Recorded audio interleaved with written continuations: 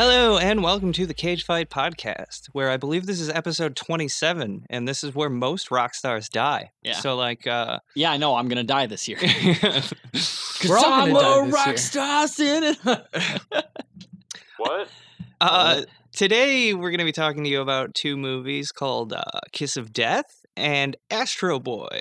Fucking killer films. And in this episode, we're gonna give the kiss of death to one of these movies. We're gonna knock them out of the bracket. Hell yeah. And I'm gonna give the kiss of life to my co-hosts. And then give us COVID probably by accident. Yeah. Yeah. Yeah, I actually have it right And now. Okay, cool. oral herpes. Yeah. Yes. He's got a serious breakout going on right now. I'm sorry. And I just I'm just fucking around. I just watched the movie Outbreak the other day. Have you seen that movie? No, I No, haven't I actually. don't. That's so- the one with the monkey, right? Yeah. So there's a scene where the guy who like steals the monkey and tries to resell it is like super sick on a plane, and he looks really bad. And he gets off the plane and has shares a giant open mouth kiss, very very sloppy open mouth kiss with his girlfriend. And I haven't been able to stop thinking about it because it was disgusting. And yeah, there used to be a pandemic, but we don't have it anymore. Oh, yeah, it That's true. disappeared. Well, I saw a lot of people at the start of the pandemic talking about watching Outbreak and a bunch of other shit like that. Yeah. For some reason, it was a huge bummer. Yeah. Why? Or like The Stand or something. You know. Yeah, the new Stand series is actually coming out in like a few weeks, which seems like a great time to air a new The Stand series. I think so Yeah. too. Sounds like a good idea. So, should we just launch right into these movies? Yeah. Fuck okay. yeah, let's make it happen. All right. Looks Wait, like. who's on this podcast? Oh, yeah. So I'm Jess, I'm Taylor, I'm Mike. and this is Cage Fight Podcast. and up And- on the boards we've got Zach. Yeah. No. The ghost of Zach is on the boards, Yo. just laying hammer to No, the no, soundboard no. all the time. No, Uh, no. Okay, I was gonna say you're this very year- insistent that you're not Zach. Then It's- who are you? This is your boy Taylor. No, and I'm a Vietnamese fascist Twitter guy who just lies about Antifa all the time. Yeah, that's you've been Taylor No this whole time, which I'm really proud of. And I am Ben Shapiro. Oh, okay. But your fuck yeah, voice got dude. a lot deeper, and you got taller. Yeah. You say you're buffer too. Let's be honest. Yeah, and I have my sister's milky jugs now. Mm. Fuck yeah, dude. Wait, So- you can't be. I don't think you're Ben Shapiro. I think you've gotten a woman wet before. You don't know that. I mean, you I don't know- don't know that. I don't mean, need to know that. I was gonna say, Mike. Maybe. Do you have macaroni in a pot? I actually did yesterday. Yeah. Oh fuck yeah, dude. So let's just go into Kiss of Death here. So Kiss of Death came out in 1995. This movie is rated R, directed by Barbet Schroeder. I believe it's Barbet Schroeder. Barbet Schroeder. Well, fuck you, Frenchie. Yeah. This is America. He's Swiss. Freedom fries. He's Swiss. Oh yeah. Well, some of the Swiss speak French, so I'm still gonna call him I'm a Frenchie. Swiss man. In Australia, I heard they put the Schrader on the Barbet. Yeah. So- But yes, I'm sorry. You said the movie is rated R. Yes. Did you have to do research for that, or did you just know by watching the entire fucking movie? Well, I mean, What, I you mean do 'cause there research was just two to F make words? sure. But Yeah, there's two F words. That's why this movie's rated R. The only Yeah. reason. the only reason. And so this was written by Richard Price, and Vincent's dad. mhm. No, son. Yes. and I just want to know, what's your dick price? Whatever. I don't know. Fuck. What's your dick price? Like the price of doing a dick rating on OnlyFans. What's your dick price? I do $5 to like grade dick pics for everyone. Yeah, I do that. Yeah, $5 sounds good. Yeah. I'd hop on Fiverr. I do on and- Fiverr. Yeah. Yeah. Oh, rate your dick pic $5. Thank God I can't smell this picture. You know. So this didn't have a specific production company. It was distributed by 20th Century Fox, but this was produced by Susan Hoffman and Barbet Schroeder, or however the fuck, or Schroeder. Yeah, I was gonna say Barbet Shredder. He was the villain of Teenage Mutant Ninja Turtles. And he Yeah. was really good at guitar. Yeah. It had a runtime of 101 minutes, a budget of $40 million, which I would not have guessed looking at it. No. I think most of that went to the cast. Probably, Yeah, I was gonna but- say like half that went to fucking Nick Cage, probably knowing knowing how these Yeah, budgets and, of these well, movies go. Samuel Jackson, Sammy who is in Jackson. this movie. Oh, that's true. Yeah. Yeah. To be. Oh, never mind. This is after Pulp Fiction. Yeah, Yeah, he could have this asked for is- something like that. Post Pulp Fiction Sammy, he gets whatever the fuck he wants. To be fair, this was pre Mace Windu though. That's Yeah. true. So That's true. So he's like halfway to the clout that he has now. And mhm. pre Snakes on a Plane, his Yes. Yeah. And pre which actually might be a clout role that I mean, yeah, kind of. And also pre every other movie besides Pulp Fiction where characters in Quentin Tarantino movies just call him the N-word a million times. I was gonna say pre the greatest movie he's ever made, Formula 51. And this was definitely pre the remember best that movie one. he was ever in Old Boy, the Old Boy remake. Yeah. The best version of Old Boy. I never saw the Old Boy remake. Oh, it's trash. Don't watch it. It's awful. But $40 million budget, box office gross of $14.9 million. Womp, womp, womp. Womp womp. That puts us at 18 movies out of 46 thus far. So, That's a bad percentage, Hot Nicky. dang. Little Nicky. At least this time Little it's, box office, Nicky. I will say I think this movie is better than Little Nicky. No, that's I mean, fucked well, up. listen, Little Nicky is listen. way better than this movie. We're okay. we're gonna get into it, so don't spoil your opinions just yet. But yeah, I would say the box office gross of this movie is not Nicolas Cage's fault, but maybe David Caruso's fault. I don't Yes. know. Yeah, true. Or Michael Rappaport. So Yeah, that's true. on Rotten Tomatoes, this has a 68% rating from critics. Damn, only one number away from being the best rating ever. Mm-hmm. 67. It could have been so nice. 67, yeah, so two-thirds, yes. It has an audience rating of 37%. So people Oh. like this a hell of a lot less than critics do. That's honestly shocking. Yeah, this is like one of those critical darlings because it's so it's got a lot of depth to it. It's an art house film. Yeah. And Yeah. I think I kind of have an idea of why. Which I might as well just say right up here up front. This movie is very plot driven and not very character driven. No. Yeah. Um, the characters, well, I mean, I think we should save it. But yeah, you're right. I do think it is very plot driven. So Yeah, surprising based on the cast list, but yeah. yeah, like legendary character actors and like, not a lot of characterization here. Right, exactly. Mike, do you have any trivia? Yeah. So this film is a remake. It's very loosely based on the 1947 noir classic of the same name. That starred a bunch of old guys. I believe it did star David Caruso as a zygote, right? Yeah. Yep. And Robinson Crusoe as a cameo. Fuck yeah, dude. Okay, shit. See, and actually, that's one thing I was going to mention is I think that's part of the reason why this is more plot driven than character driven because I do kind of feel like a lot of old movies were in that same vein, but I don't know. I I could agree. be wrong here. Yeah. So we've mentioned David Caruso a bunch. He most people know him as the guy from CSI Miami. Yeah, Horatio, whatever the fuck his name is. Yes. Guy who takes off his sunglasses right before it goes, yeah. Yeah, Yeah, that guy. right before that sting from Jim Morrison, right? Yeah. Yes. Okay, cool. Um, From the Doors, yes. Yeah. So definitely the Doors. this is the start of him trying to launch himself as a leading man. He was on NYPD Blue before this, so another cop show. Then he left because he wanted to be in movies. And then this happened, and then he doesn't have a lot of movies after this. Like a very small handful. Two movies came out starring David Caruso Yes. in the leading role. And here's the thing, David Caruso's career was so successful, the second that CSI Miami got canceled, he immediately retired from acting. Exactly. Because he's just like, you know what, I've done literally everything an actor can do. There's no need for me to try anymore.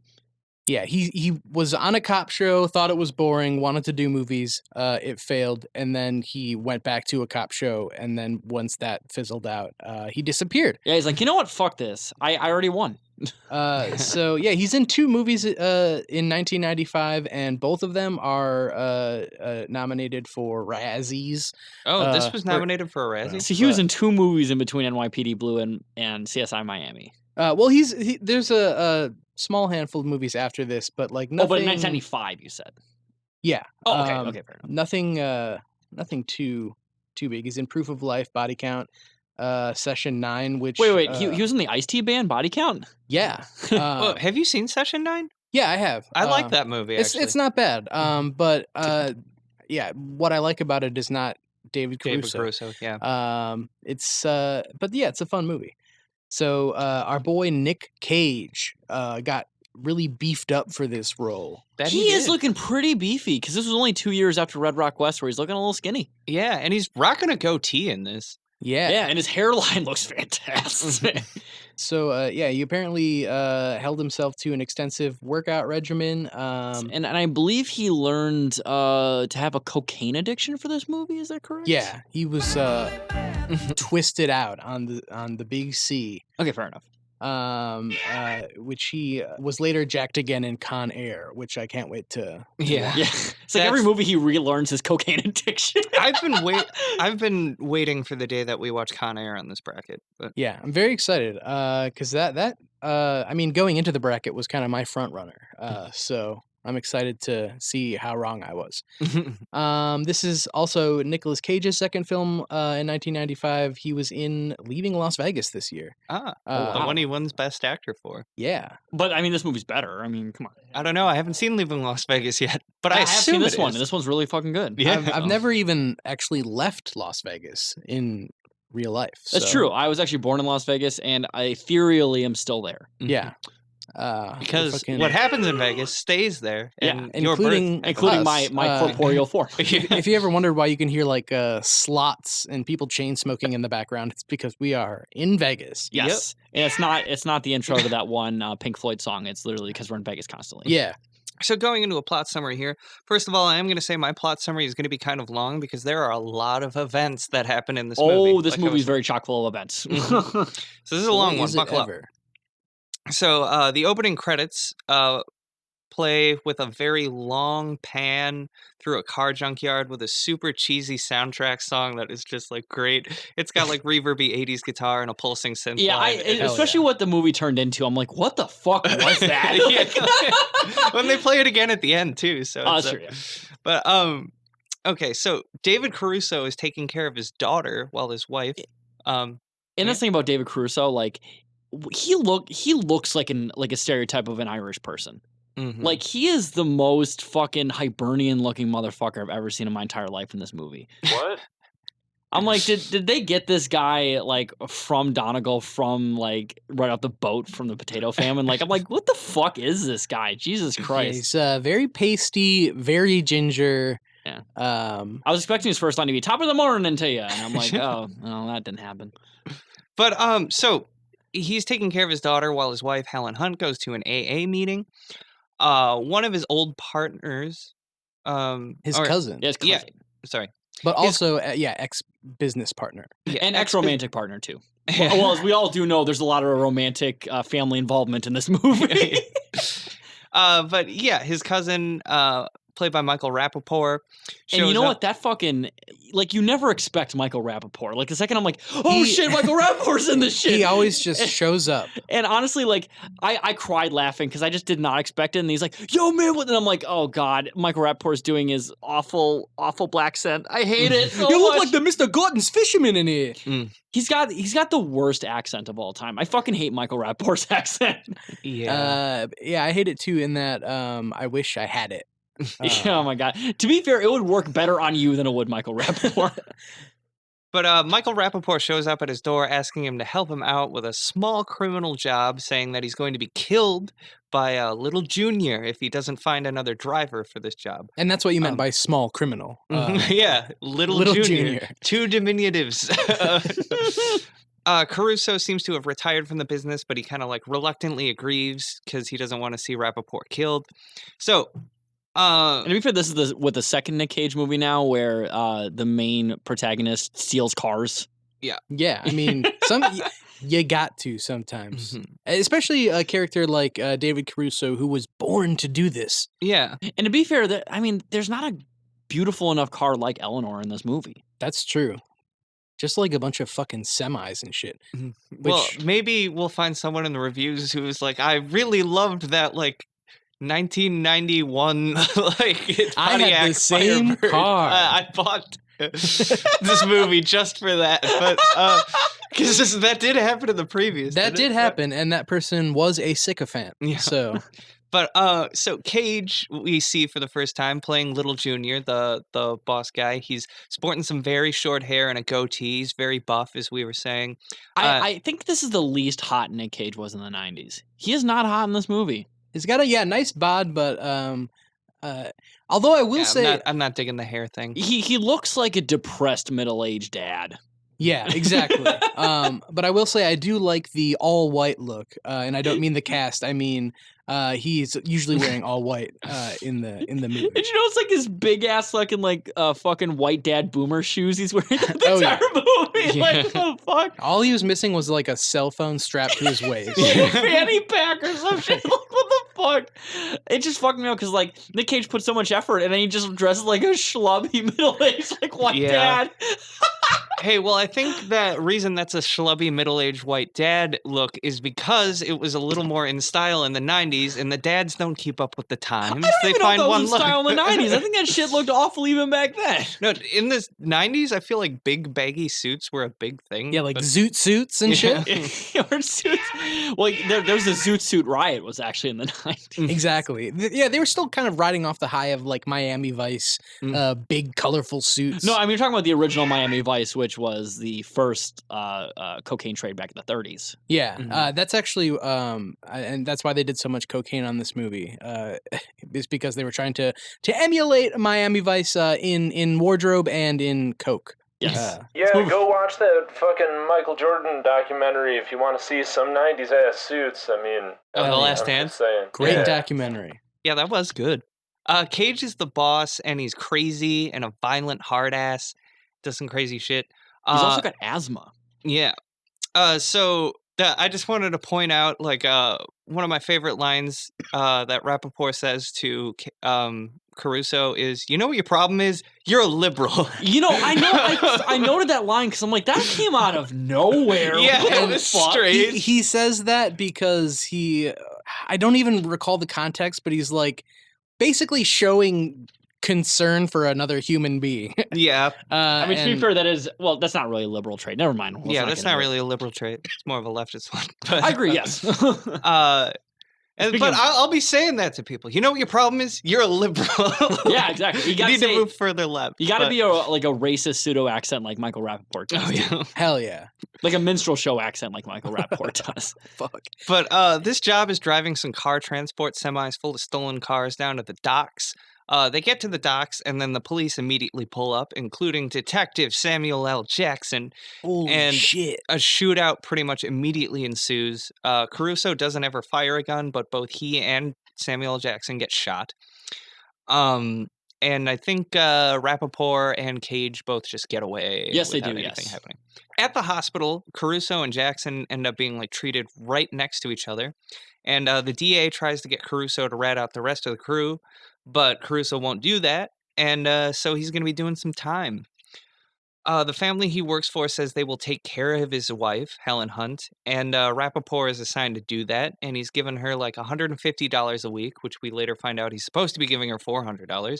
And he decides to get her a job at his shady car shop that I can't tell if it's a chop shop or not. Like, I think Yeah, it's a junkyard / chop shop. mhm. Yeah, it seems like it, and she's like running the books and getting harassed and all that good stuff. So after a day of working at the shop, Rappaport takes Hunt home. But on the way, he stops at a strip club to drop off some money to Nicolas Cage's dad, who owns the strip club, and Baby cakes. he does some work for. Yep. He's Big Junior, I think is what they Yes. call him. But And the, what- the strip club is called Baby Cakes. Oh Yes. yeah, Baby Cakes is the And strip club. was this a scene where Nick Cage was benching a stripper? Yes, that is the what I next wanted thing. to talk about. Cage is bench pressing a stripper, and That is, she's yelling homophobic slurs at him while he is bench pressing a stripper, which is maybe one of my favorite Cage moments so far. It's an amazing moment. I'm like, wait, what? It's like, Yeah. I can do this. He's like, you fit. And it's like, all right. Not to mention, Okay. she seems like a fairly lightweight stripper. Not very impressive that he's benching this much, Mhm. but he seems really Yes. exerted. You're not particularly top or bottom. Well, he heavy. does 40 reps, which That's is more than you true. would typically do on a bench press. So maybe he's doing low weight, high reps. Yeah, I guess Yeah. that's true. Makes sense. And I guess maybe her like platform heels weigh 40 pounds as Yeah. well. So But yes, he is bench pressing a stripper. Yep, and as I said, his father owns the place, and Rappaport then kind of goes over to Helen Hunt, who's waiting at the bar. She is at AA and a recovering alcoholic, but he keeps giving her alcohol. He tried to do it at the shop, and now he's giving her a drink there now, and he seems to be like hitting on her. yeah, because I think seems might be a little bit too light of a word. He's literally Yeah. trying to like butter her up so he can Yeah. rape her, basically. yeah, so one of the things, if you come from a big family, you know that if your cousin marries someone, they're fair game. Because Yes. they're not your cousin. I'll Remember keep this- that in mind. Remember, this is set in New York City, But- but this movie has like the sexual politics of like hillbilly country. Like seriously. Yeah, it's yeah. So yeah, he gets her super wasted and takes her back for a good time. takes her back, and the next scene, she wakes up at his place. She seemingly either doesn't remember being there she's- last night, or And I think, and I was trying to find out whether they like he had raped her or not, but I could not find anything in the synopsis. I assumed there was something shady going on. yeah, I'm Yeah, they pretty never sure really he say. probably raped her because she's yeah. like showering, and Yes, when she and wakes she's got up her and- zipper undone and Just shit, judging by his character, you know. and in his uh, bed. Right, yeah. And so she wakes up like super confused, doesn't really seem to know where she is, and then Yeah. she's like, "Oh yeah, Robbie." Mhm. And she super cool dude to fuck. Oh yeah.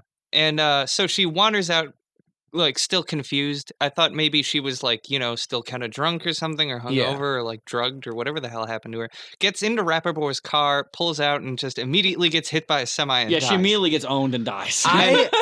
I was so shocked. Oh yeah, I was like, wait, what? Yeah, What I the was not fuck? expecting that to happen. It cut And from this is like 20 minutes into the fucking yeah, movie. and it's Helen Hunt, you know, like she's a I don't know if she's A-list at this time, but She was a solid actress at the Yeah. time. And so when it cut from like her getting hit by the truck, and it cuts immediately to a casket, I laughed because I Yeah. like yeah, I was just it's like, how the fuck? so much to process. No, It's really, so weird. I cried laughing at that scene. I was like, what the fuck? As I said, so much shit happens in this movie. It's unbelievable.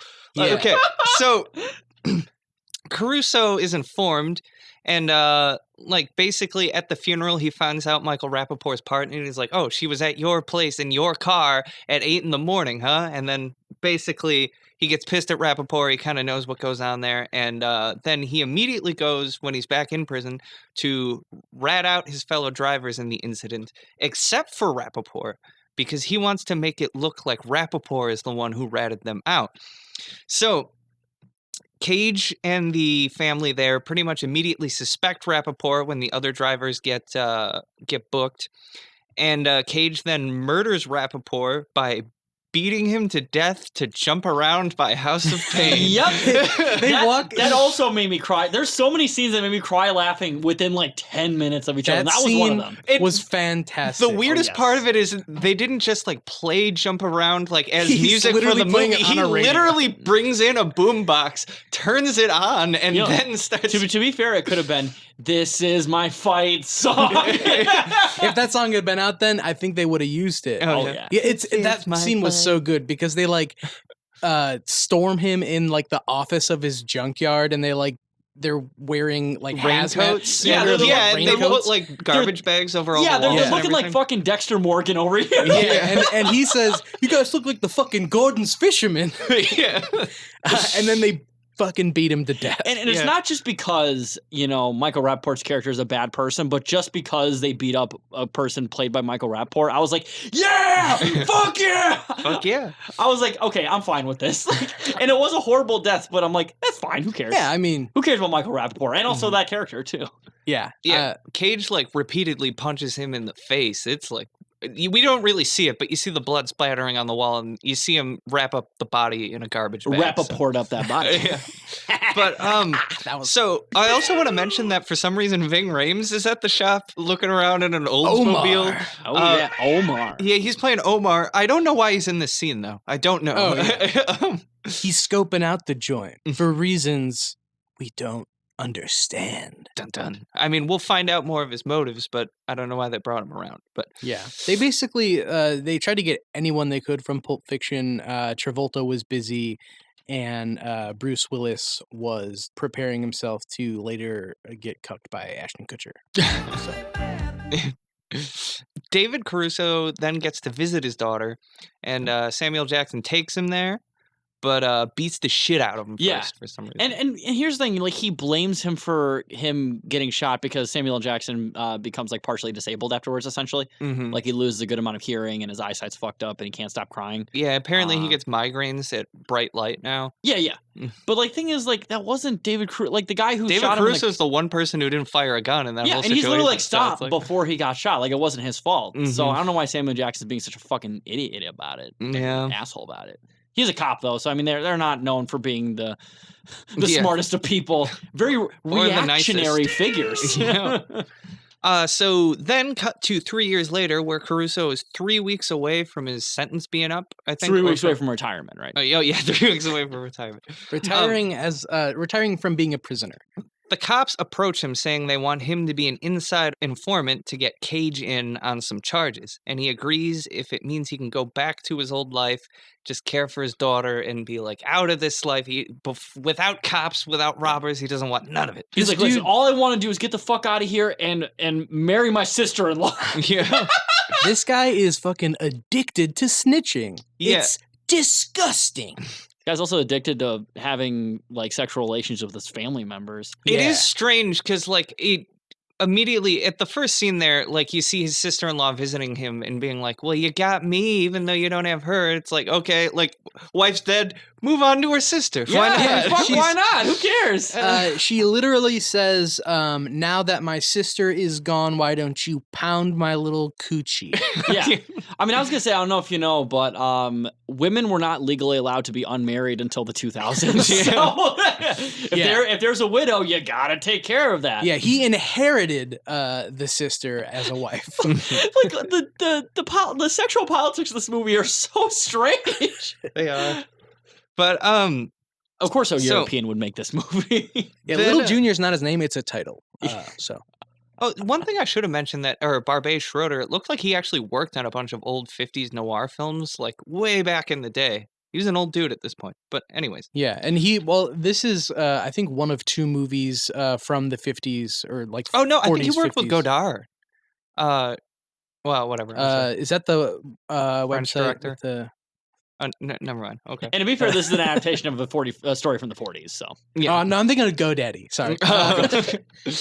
But anyways, then we cut to Cage at Baby Cakes. He's fucking hyped at this strip club, jumping around, screaming about how his he's dad get down, died. he's gonna jump around, Yeah, and jump he's around. he's got jump around jump- stuck in his head from the murder he committed. You know, I 3 think years ago. I think what he was, I think he was listening to like the first wave of punk and pogoing. I think that's what was going Oh, yeah. on. But he's screaming about how his dad died, and some random guy is like, "Dude, you are jacked. Like, calm down." He's like, "My dad died!" and punches him in the face. Yes, and- it's a nice little Cage freak out. And I was gonna say there was actually a cut scene where he goes, "Hi, fucking yeah!" I was gonna say it's very reminiscent of Deadfall Yep. in this movie. I Yeah, feel it's like. For 'cause sure. You're saying Nick Cage in a strip club beating the fuck out of a guy for literally just existing next to him. That's literally a scene from Deadfall. And keep in mind too, And there's a 2-year Deadfall only difference in came this out movie. 2 years before this movie. Yeah.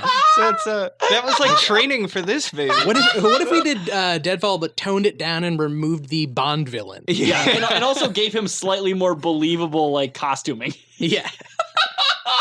And you know, David Caruso and Michael Biehn look kind of similar. So it's like, He's basically Ginger Michael Biehn. yeah, Is this movie a remake of Deadfall? it could be. But Yeah. The sexual politics of Deadfall is also really cursed. Yeah. So. David Caruso was also in The Irish Terminator. the Irish Terminator. Oh my god! That's in the year 2020. Humanity's been ravaged by a potato Yes, famine. I'll be back. if you need potatoes, I got some numbers you can call. So the cops wire up Caruso, and then he goes out on a job stealing cars. Afterwards, he and his fellow job mates go back to Baby Cakes, the strip club that Cage is now the owner of because his father is dead. And Cage starts talking to him. They start like bonding over the fact that Caruso's wife had died and that Cage's dad just died. And then he's like, They're bonding over the fact that Caruso's wife just died and he really wanted to bang Caruso's wife. But at one point, I thought this was hilarious for some reason. Caruso says to Cage, whatever doesn't kill you makes you stronger. And Cage is like, what? And he said, what did you say? And he's like, whatever doesn't kill you makes you stronger. And he's like, huh. I like that. Like he's never fucking heard that phrase before. Well, you never heard the Kelly Clarkson song. This is the first time that phrase was ever spoken. And a young Kanye West in the South Side of Chicago was gearing up to write a song about it. Yeah, Kanye then immediately got in the studio. He's like, oh wait, I have to wait for Daft Punk to make a song first. Yeah. He calls up Daft Punk, make a song. So during all this, Cage also forces a guy who got too handsy with a stripper to like dance on stage. That that was was probably one of the best cage fight moments of all time. I fucking loved that. That was great. Hilarious. That was very funny. And it was also so out of place for the tone of this movie. Yeah, he was like, he made it seem like he was gonna like shoot the guy's dick off or something. I thought he was gonna burn his hand with a cigarette. Oh yeah, he makes David Caruso light a cigarette and then hand it to him, like they're gonna burn him with it. But then they're like, "Hey, what if you saw what it was like out there on the freaking sexy stage?" Oh yeah, and that's the thing. Like this movie features like people literally getting punched to death, like violent, drugged up rapes. And a lot of shit, but it's like, oh, I'm sorry, that was just too far. We need to add some humor to this movie. Like, that came out of nowhere for the tone of this movie. See, I thought it worked all right there because it showed that, like, I don't know, Cage is kind of unhinged and does weird things. But also, I like that as a punishment for someone who gets too handsy with his stripper. Oh, no, don't get me wrong. It's hilarious, but it just doesn't fit at all for the tone of this movie. Like, it is literally like... It felt like a Grand Theft Auto cutscene, like making a chubby guy dance naked in a strip club. It felt like something out of like a mystery, like science, Yeah.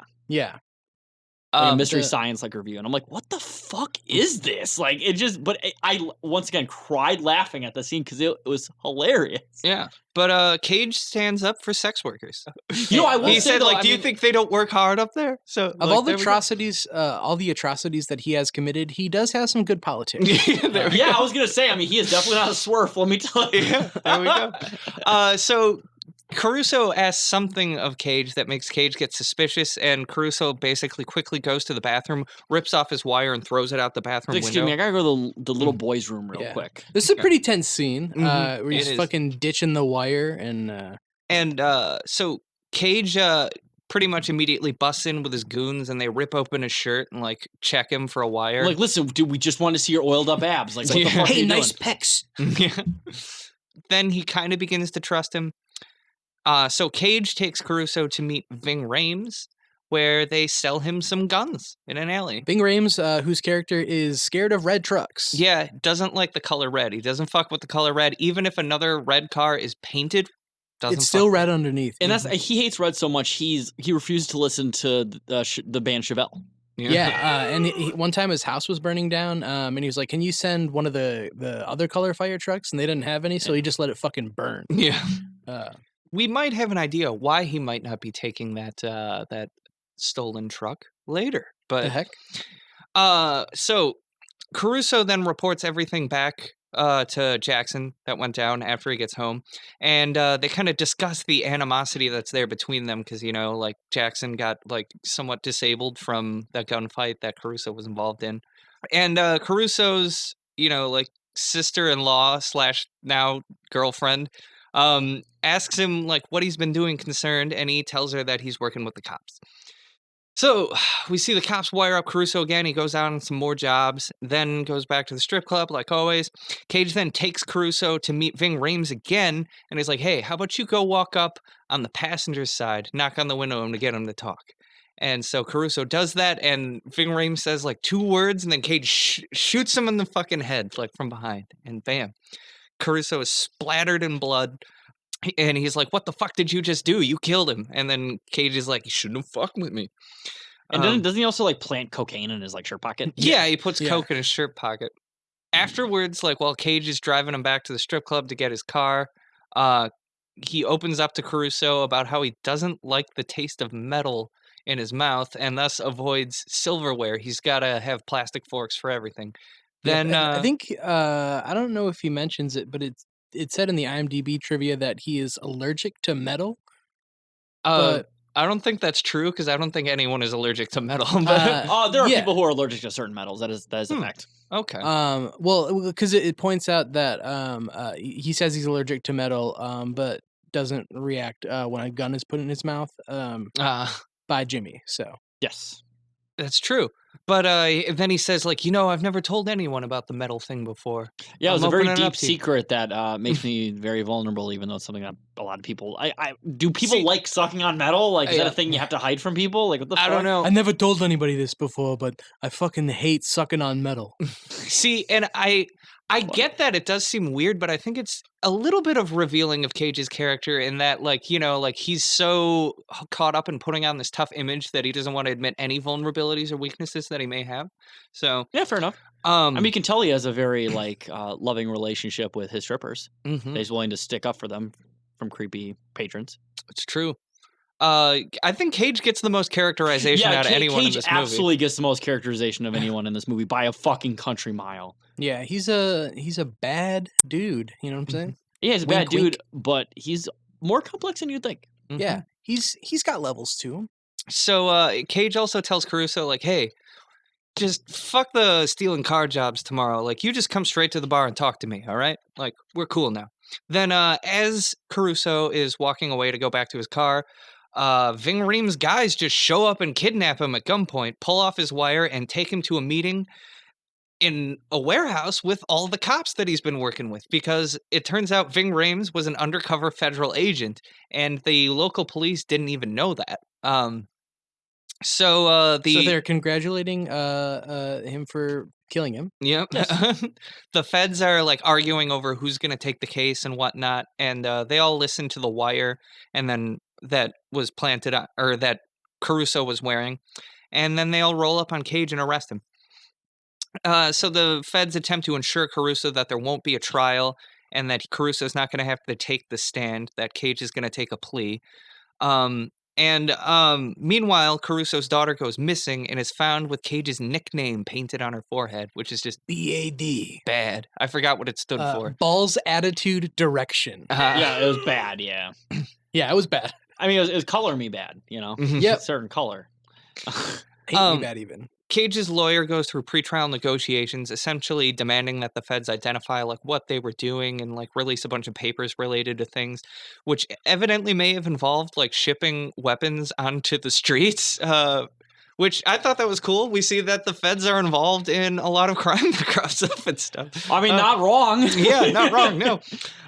Yeah, that's where I had to stop watching this because it's disrespectful to our boys in blue and our Yeah. boys in whatever color they wear when they're even more important than the boys in blue. I mean, that's the thing. On Cage Fight, we love our cops. We love our law enforcement. We Mhm. love our military. They're important. Yeah, we Absolutely. love our boys in blue. We stand Megamind. Please give me that boot. But I mean, for what I do to cops, you can call them Mega Brain if you know what I mean. I was gonna make some joke about you not having a mega brain after you marry a cop because of all the beating, but Well, you actually would Well, because it'd be swelling. Yeah, your brain's gonna be swelling greatly. but It's like I just got so smart. That's the thing. I have a smart mouth after I marry a cop, if you know what I mean. so the cops decide to drop the charges, or the feds decide to drop the charges to save their own asses, so they don't have to release the papers about the illegal activity they were doing.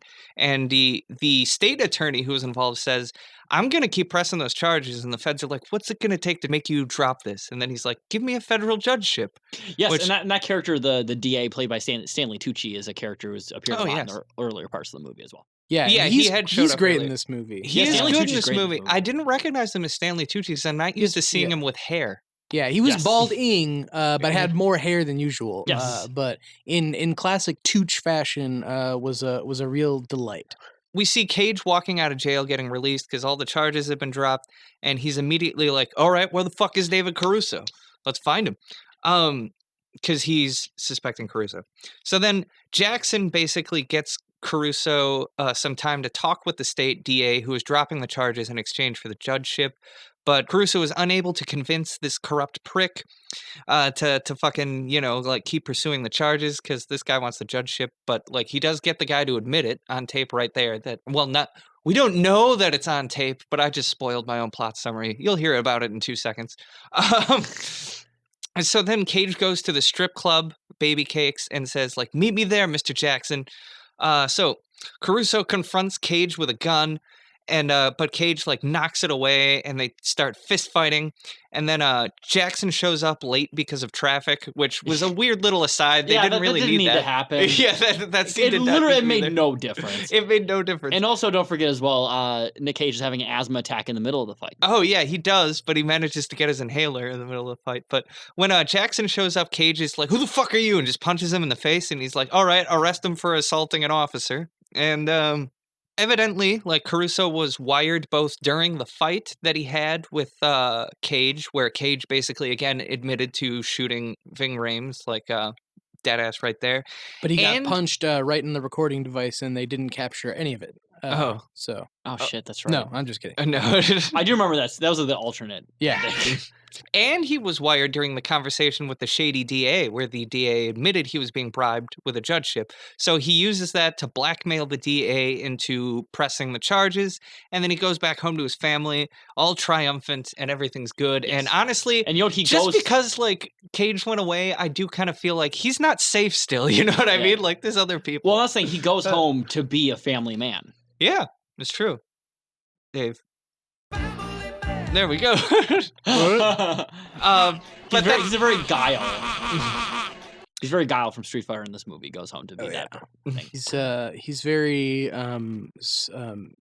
Scorpion from Tekken. Just kidding. I know. Scorpion from Tekken. Scorpion from Tekken. He's very Sub-Zero from what's the one? King of Fighters. Killer Instinct? Is that Yes, no. Killer Instinct. Yes. He's very Raiden from Super Smash Bros. Yes. So, thoughts, everyone? I fucking loved this movie. It was I loved it. There were a lot of things in here that didn't make any sense. I wish that they frankly would have done a little bit more characterization, but there were so many memorable moments in this movie that I was on the edge of my seat the vast majority of the time. Mm-hmm. Yeah, it was. I mean, not a great movie, but a lot of fun. It had a lot of definite classic Cage fight moments. I will say that this movie is not great, but it's just a step or two from great in nearly every scene, except for the ones where Nick Cage does some goofy ass shit, and then it's great. Yeah, if we would have had frickin' Kiefer Sutherland instead of David Caruso, give us the real Jack Bowers of this world to star in this one. Yep. But yeah, no, I love this movie. I think people should watch, especially if you like Cage Fight the podcast. You will like this fucking movie. Yeah, I'm surprised I'd never heard of this because it checks a lot of the boxes for movies Cage fighting. that I like to watch. I really do feel like this is the amalgam. This is the most Cage. This is like the most combination of every single thing we love about Cage Fight in a movie. Yeah. Like it's amazing.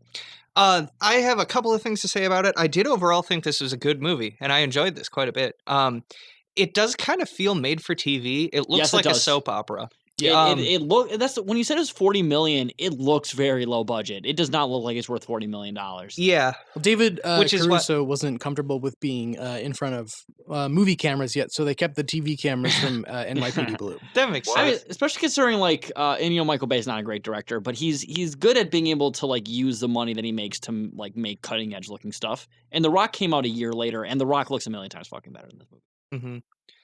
I think this movie starts out kind of meh, but it starts to get pretty good and tense about halfway through. And at that point, I was like hooked and leaning in. I frankly think it becomes good the second that Michael Rappaport gets murdered.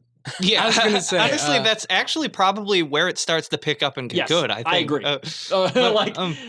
When that dead weight was gone, I'm like, oh, thank fucking God, we don't have to see Michael Rappaport anymore. It'd be funny if after they killed off his character, he shows up as a different character, just like a mustache. Yeah, just to annoy me.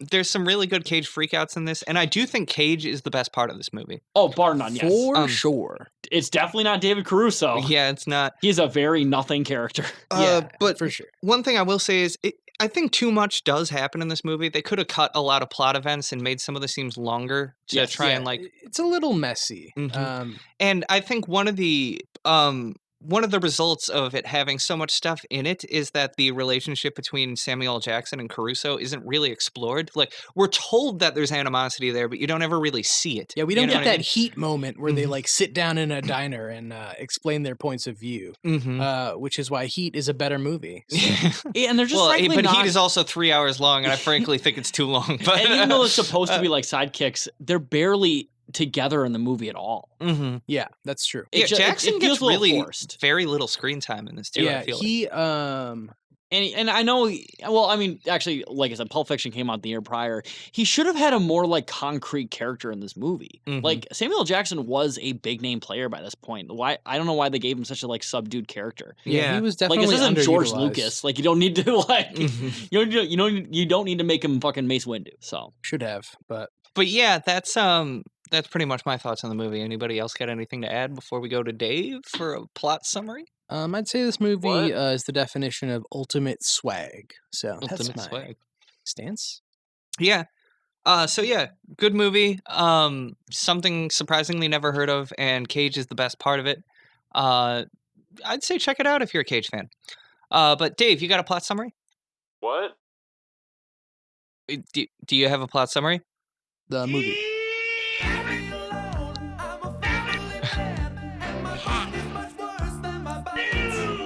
Dave is No. just so overjoyed that he can contribute without having to speak. Yeah.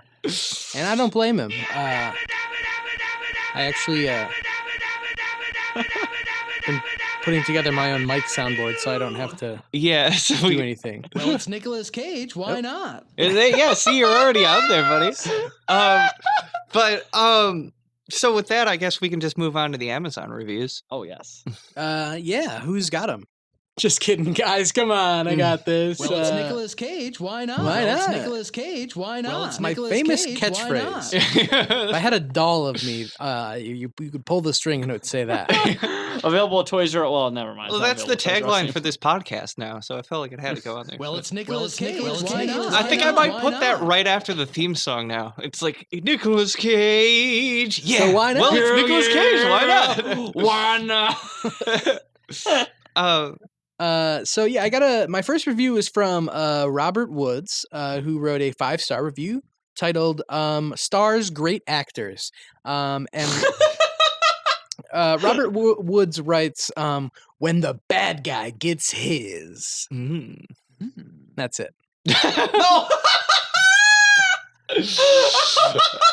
Was that a 5 out of 5? That's a 5 out of 5, baby. Yeah! When the bad guy gets his. When he gets his, like, possibly just a charge for assaulting a police officer, which I think means he will just do, like, maybe, like, 3 years max or something. I don't know. Yeah. But I he don't know. got his.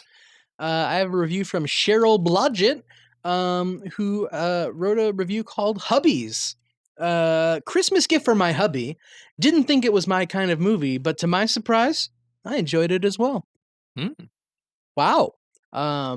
Endorsement from all the wives out there. Oh, yeah. This is not just for the fucking beer chugging dudes. Honestly, that wasn't the worst review that could have been. Yeah, I mean, Cheryl's she's a stand-up gal. And I assume that was a 2 out of 5, right? That was a 5 out of 5, baby. Oh, good. Excellent. Okay. Fuck yeah, dude. I got a review from user Retail Unit, who sounds like a robot from Futurama. Hello, human. I'm Retail Unit. Would you like to buy this movie? And Retail Unit writes, if you like Cage in full nutter mode, then this will float your boat. He is pumped up big in this movie, and his performance is also on steroids. Mm-hmm. The bit where his dad has died and he deals with it by jumping up and down like a huge scary baby is a notable high point. Caruso is his usual bad yet compelling self. He pulls out his usual box of tricks, including my own personal favorite, I'm guilty, sorry, confused, all at the same time. Oh, emotion, stagger / glance move. I don't know what the fuck they're saying. I don't either. I don't know what the That fuck they're was the, saying, like, but I word feel salad. like it's right though. Like I feel like there's something about it where I'm like, yeah, that makes sense, I guess. Sure, And, whatever. and it ends with bad acting never felt so good. So yeah. I don't think there's really that many bad performances though. They're just kind of Yeah. over the top. They're Yeah, not very. Like David Caruso is not great, but he's also like not really a interesting character, so it's not Yeah. really like, you know. His character's flat. Not entirely his fault, but doesn't really work out in his I would favor, frankly say so the only person who's notably bad in this movie is Michael Rappaport, but he's just literally bad in everything. he's just being himself. Yeah, he's Yeah. literally just being himself. Like, that's literally who Michael Rappaport is. By the way, I was gonna have Michael Rappaport guest on this episode via cameo, but it is $200 to get a cameo from Michael Rappaport. Jesus Are you Christ. fucking kidding me? You could probably Yeah. pay less for a cameo from the band cameo. yeah, I would word up. fucking love for us to We'd get be- a cameo from the let's- band cameo. What if the band cameo? is very underappreciated. As far What as they if the rip, band yeah. cameo came in here and built a brick house? Oh fuck yeah! So that's a good joke. I have a review here from my namesake in every way, Deplorable Mike. Oh, fuck yeah, dude. And Deplorable Mike writes, lots of action at this point in his career. Nicolas Cage has gone from 98-pound geek in Peggy Sue Got Married to a pumped-up, bulky son of a mob boss. Cage shows off his weightlifting routine in several scenes. And that's a 3 out of 5. Several scenes. I think there's just one scene, and he's I think- benching a lady who maybe weighed like 110 pounds. I think Deplorable Mike watched that scene a few times. I have a review from Lewis Wainwright, who says, didn't work, another that doesn't work. 1 out of 5 stars. I don't know. They're probably referring to the movie not playing, but we don't really know because Yeah. they don't specify. Something Oh. didn't work. And Maybe he's talking about himself. He's currently unemployed, and Hey, listen, I don't have a job, and I watched this movie, which is very relatable to some hosts of this podcast. And the last review that I have is from user JMK3438, and they wrote a review titled "Okay," and they wrote "Okay." okay. All right, okay, sure. 3 out of 5 stars. You don't have to write a review when you buy something on Amazon. That is the most You okay know- review I've Yeah, seen in it's a true. while. You don't have to, but I have to say, if they're gonna write a review that's just okay, 3 out of 5 stars is the rating. You know? Yeah, no, that's totally appropriate. That's a very appropriate review. And Why are you showing us all good reviews? You usually show us amazing reviews. Well, I just wanted to be representative of the people. Yeah, I mean, you are Deplorable Mike. You want to be representative of the American people. Exactly. I'm a working class hero. Mm.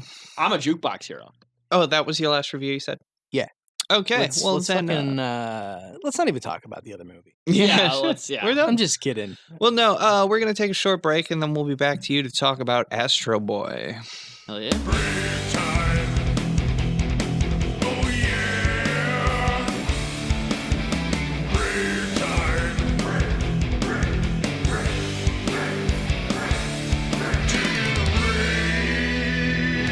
By the way, do you think we have the most left-wing Nick Cage podcast?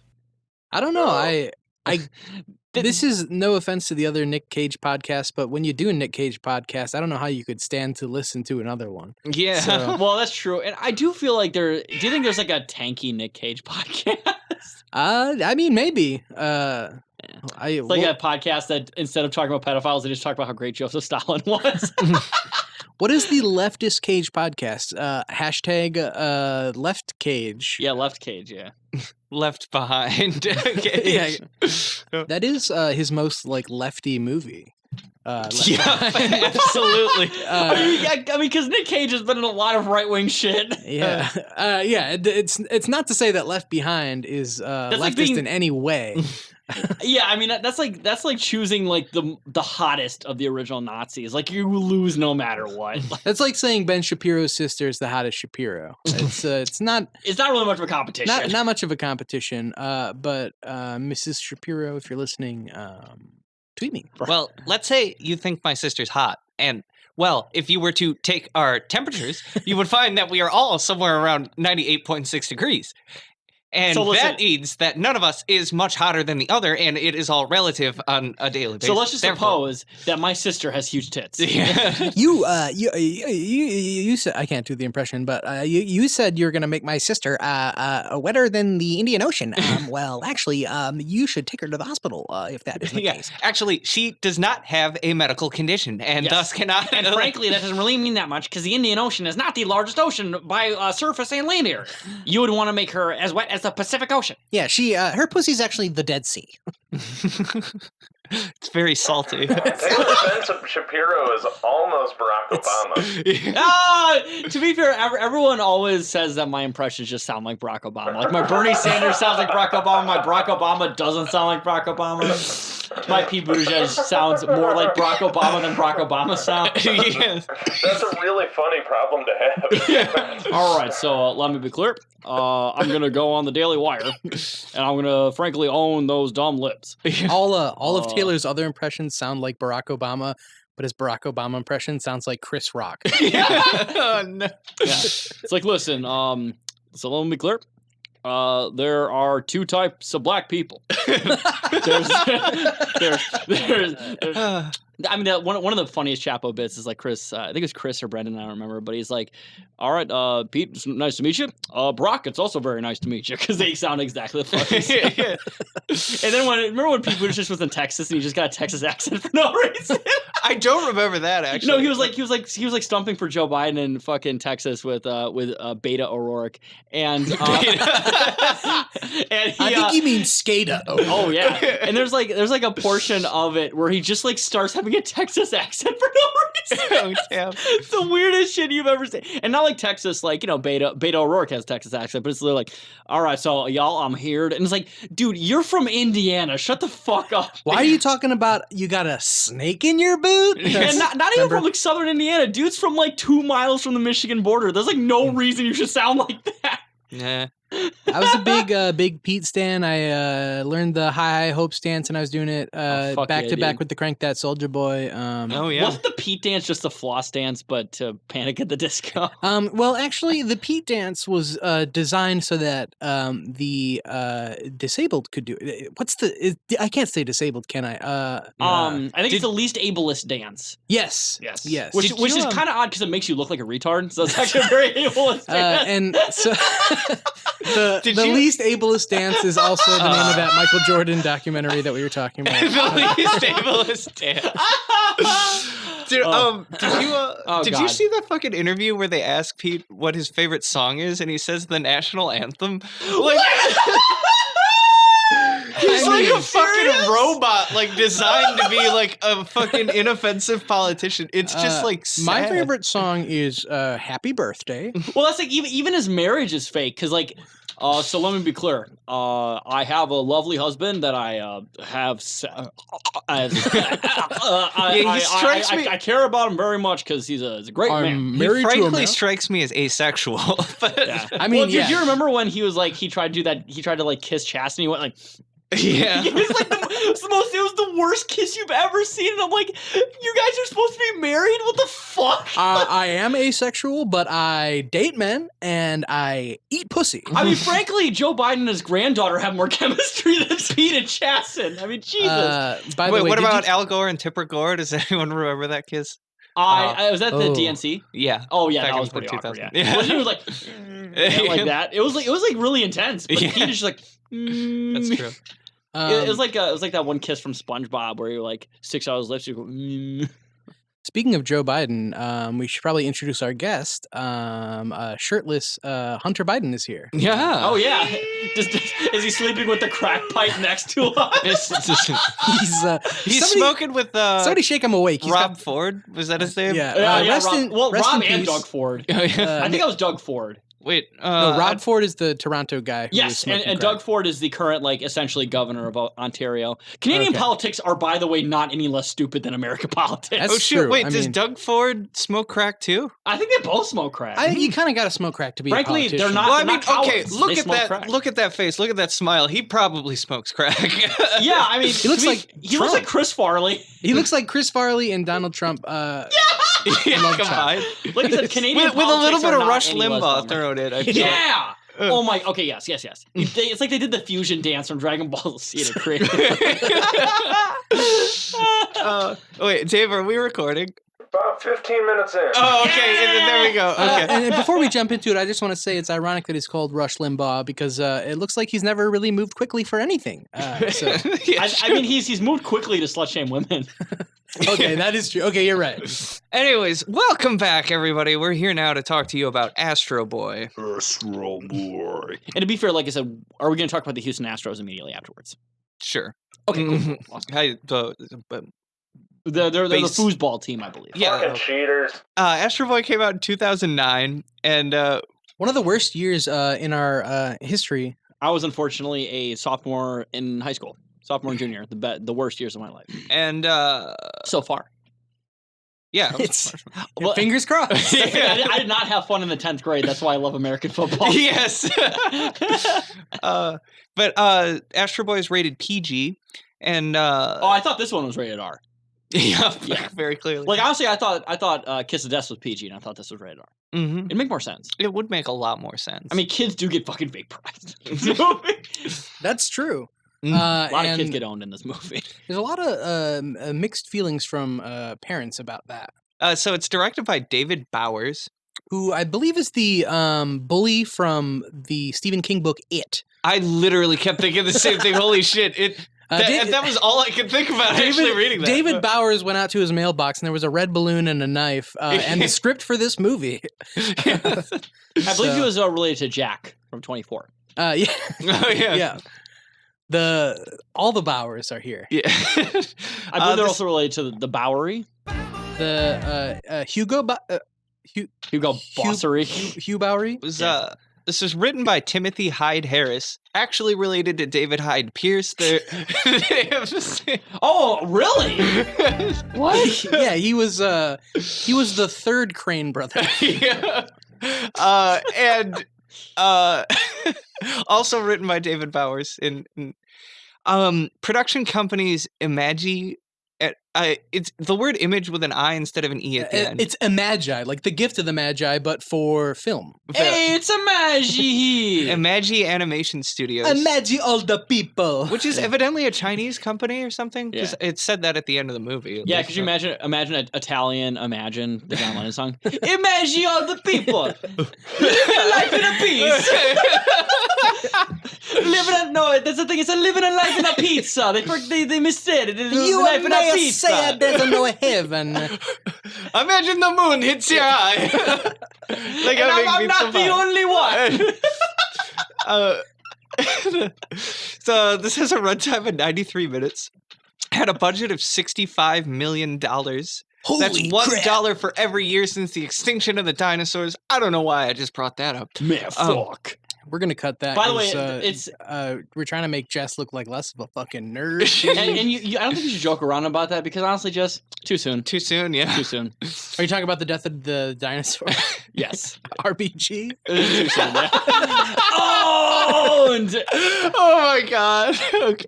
This had That was a very notorious joke. this had a box office gross of $42 million, which means it's in the red by about $23 I million. feel like that's the last up. I feel like this is the first episode in a long time that both movies were in the red. Yeah. This is a movie I expected to be in the black. Oh yeah, I did too. I honestly expected this to be like way bigger box office. I actually didn't. Frankly, I expected it to have a smaller budget than it did. But Well, that- also yeah. there's a lot of big names in this, but also Astro Boy is not a super well-known IP in America, so that kind of makes sense. yeah, Like if you were to tell people like, "Oh, Astro Boy," and they're like, "I've heard of it, I guess," but most Americans don't know what it is. well, see, I'd never heard of this movie existed. Like I knew I about didn't Astro either. Boy because I'm a nerd. Like we were just talking about Yeah, it. you're a big nerd and a weeb. Yeah. Exactly. Yeah, I thought I knew Astro Boy, but I was thinking of My Life as a Teenage Robot. Oh yeah. So that's 18 I was out. thinking of Whatever Happened to Robot Jones. Oh yeah. I confuse those two all the time. Yeah. Because whenever someone says my life is a teenage robot, I think of Whatever Happened to Robot Jones. Well, honestly, I think and then of, someone says Whatever Happened to Robot Jones, I'm like, oh, Then what was My Life as a Teenage Robot? Well, I think of My Life as a Teenage Robot because that was the only one I wanted to have sex. No, I want to actually have sex with both of those robots. Never mind. Oh, I okay. definitely did. But if you do want to find out what happened to Robot Jones, just call us number 281-330-8004. What is that? It's Mike Jones. Who is Mike Jones? Oh, okay. I thought maybe Dave would appreciate that, but you know The what? only Mike Jones I remember is Still Tippin', because No, that beat back is then. awesome. Oh, Back then, Still Tippin' is, I think, Bun B, no, isn't no, it? That's Mike Jones. I think No, you're. it's Mike Jones. Duh. That's definitely Mike Jones. Oh yeah, Still Tippin' on faux I faux. wish It's literally Bun B written on a was plaque in the over there. song. That's wrong. I'm wrong. But that's Slim Thug saying that. yeah, The Slim precursor to Young Thug. the original boss. Remember That the beat is album he fire, did though. where he was wearing a dress? What? What? Fucking A, never mind. Oh, Young Thug, Slim Thug. I didn't hear what you were saying. Sorry. Boo. We are so off base here. Hey, we had a lot of good jokes at the start here. Anyways, he's spamming us again. On Rotten Tomatoes, this had a 50% on the tomato meter and a 50% from the audience. Perfect agreement. Wow, 50-50 split, huh? Goddamn. And so we're gonna tweet out a picture of just two people shaking hands, and that's the critics and the audience. This is the Switzerland of movies, seriously. Yeah. And Have we ever had a movie that like the Completely audience and critics neutral were both territory. like, I like it, I don't, and it's the exact same amount of people? No, So- well, I think we have, but we've never had at just them agree, 50%. but yeah, not right at 50%. That's insane. to This me. is the most centrist movie that we yeah, ever done. that is This ever is a existed. radically centrist movie. Which is why we spent a lot of time discussing Pete Buttigieg Yeah. and so the plot summary for trivia. Yeah, what the fuck? What the Um, fuck? Yeah, so this film was not a big success in Japan, opening at the bottom of the top 10, and was similarly a flop in China. So basically, they were apparently trying to replicate the other two properties that came out this year: Dragon Ball Evolution and Speed Racer. Which, Dragon Ball Evolution, very also- well known. That's the live that's action. the one. live action Yeah, one. Yeah. very well Um, known to be a very good film. Well, Yes, I agree. One so- thing you want to emulate. the difference is for those two movies, surprisingly for Dragon Ball Evolution, Speed Racer is a great movie. Dragon Ball Evolution, I haven't It's seen it, really good. but It's really, really good. I actually haven't seen Speed Racer, and I feel like I should. it is it is surprisingly good. It's done by the visuals look Wachowskis. nice. So Oh shit! Really? Okay. it's fucking. I'd be down for that. I watched it for the first time earlier this year, and my girlfriend got home, and I watched it again. Honestly, Dragon Ball Evolution is probably the best Dragon Ball thing ever. I think it's Uh, really good. But what I was very going to say representative of the series. was Dragon Ball Evolution and Speed Racer also flopped in Japan, but went on to be hugely successful in China. So when when Astro Boy flopped in Japan, they were hoping that maybe China would like it, but then they didn't either. So Oh, okay. Cool. everybody was upset, and we mentioned in the previous movie that Samuel L. Jackson, the King, was underutilized. Excuse me. Samuel L. Jackson was underutilized in the previous movie. Mhm. In this movie, he only speaks 11 words total, Yep. Yes. which are "I'm old school," "Not just people," "The blue stuff," and "No biggie." The You should have said no diggity. he should have. And then back Bomb it up. diggity. But yeah, But yeah, Samuel L. Jackson is underutilized in both cage fight movies, which once again has a lot of both cage fight movies in an episode having a lot of similarities, Yeah. even though you wouldn't think. What else do we got here? A man in a red cap and glasses with a big nose appears in almost subliminal cameos throughout the film. This is a frequent self-caricature of Osamu Tezuka, who is the author of the creator of the manga. yep. I didn't notice that at all. I never saw it. Either. I did not either. But for the nerds, there's that. At one point, Brad Bird was interested in directing, who I incorrectly said was the director of Mission Impossible 3. He's the director of Mission Impossible Ghost Protocol. Is that 4? Yes. Was the original title of Four. that was Pay the Ghost Protocol, right? Pay the Ghost Protocol, yeah. But maybe it would have been better because he also did Incredibles and Ratatouille, which are like 2 5-star flicks. The Japanese release of the movie uses the original character model of Astro Boy, maintaining the original body form, facial features, and hairstyle rather than the updated character model, which can be noted in a comparison of the US and Japanese trailers for the movie. Oh, okay. And the last thing that I have is that as of July 2017, they are working on a live action version of Astro Boy. And I hope Nicolas Cage actually plays Astro Boy. Yeah. Yes. Oh, yeah. Is that all the trivia? Yeah, I stumbled through that in beautiful fashion. Yeah. Very good. All right. Well, then going on to a plot summary here. So the film opens with a little bit of backstory. Apparently, 100 years ago, the founders of Metro City took Mount Sophia and floated it up into the sky. And now Metro City is a big floating city that sits above the world, which has now been destroyed and polluted. Yes, heavily. and Metro City isn't fascist at all. No, not in the least bit. Yeah, actually, Elon Musk had the idea to do this until he saw the movie and the result, and that's why he is going to Mars instead. An extremely militaristic and imperialist society that essentially is run on a slave economy and the exploitation of a like Untermenschen other. Not fascist at all. Yep, not at all fascist. Hey, it's not too bad if you're on the floating rock. Everything in a metro city is taken care of by robots, basically. Robots do every fucking thing in this world. They cook for you, they clean for you, they suck you, they fuck you. Mm-hmm. And I described it as it's literally a slave state. The robots are literally slaves. Yeah, they are slaves because they're fully sentient. Yeah. Well, yeah. there is one time, though, where Nicolas Cage's character gives his slave the afternoon off, so that's pretty cool. Yeah. That's true. That's actually a very honorable and magnanimous thing for him to do. So, yeah.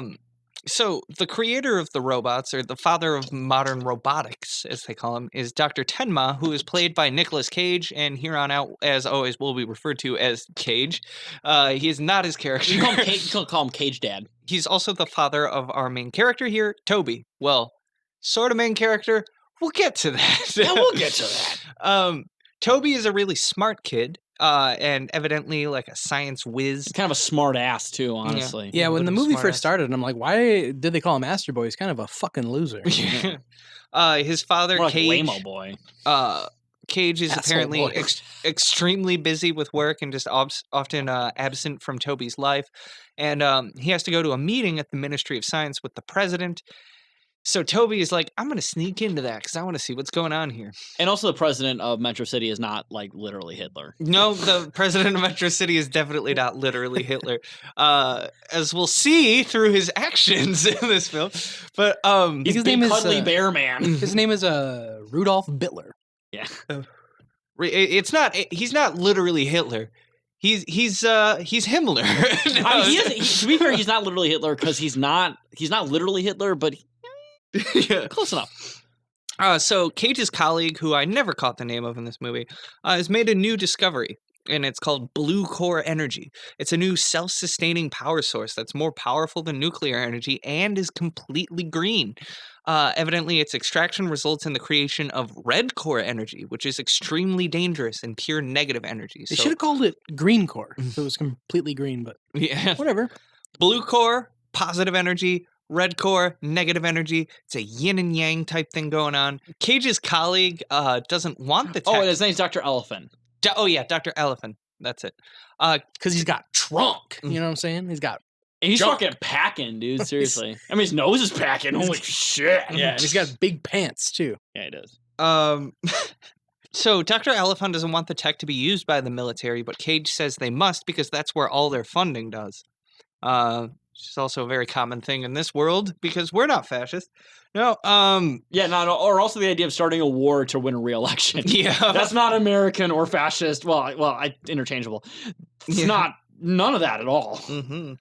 For some reason, the president is very insistent on using the red core to power military robots instead of the blue core. He was like, negative, dangerous energy? I like the sound of that. And just I could use that to kill people and win a re-election.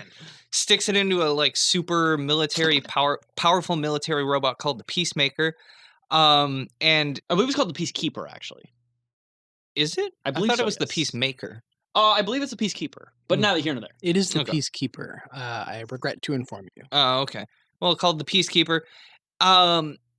And the robot basically immediately goes rogue and starts blowing shit up. And Toby, who had snuck into the room to see what was going on, got vaporized by the Peacekeeper. Yeah, he just gets fucking owned. Mm-hmm. Like, and that's the thing, like, that's why I thought this movie was rated R, because you know what? Even though Kiss of Death was very violent, they didn't kill literal children. That is true. Yeah, it is kind of shocking to see in a kids movie a kid who literally is killed, and In a horrifying way. as I'm just about to talk in the next scene here, he's not actually brought back to life. That kid is just dead. No, he's just literally dead. Yeah, He's super dead. literally dead. So Cage is That's basically probably why this movie didn't do so good, honestly, in America. It's like, oh, we're gonna see a kids movie. Oh no, he died! Ah! And like in the first 10 minutes of this movie. Yeah, it's surprising. But you know what?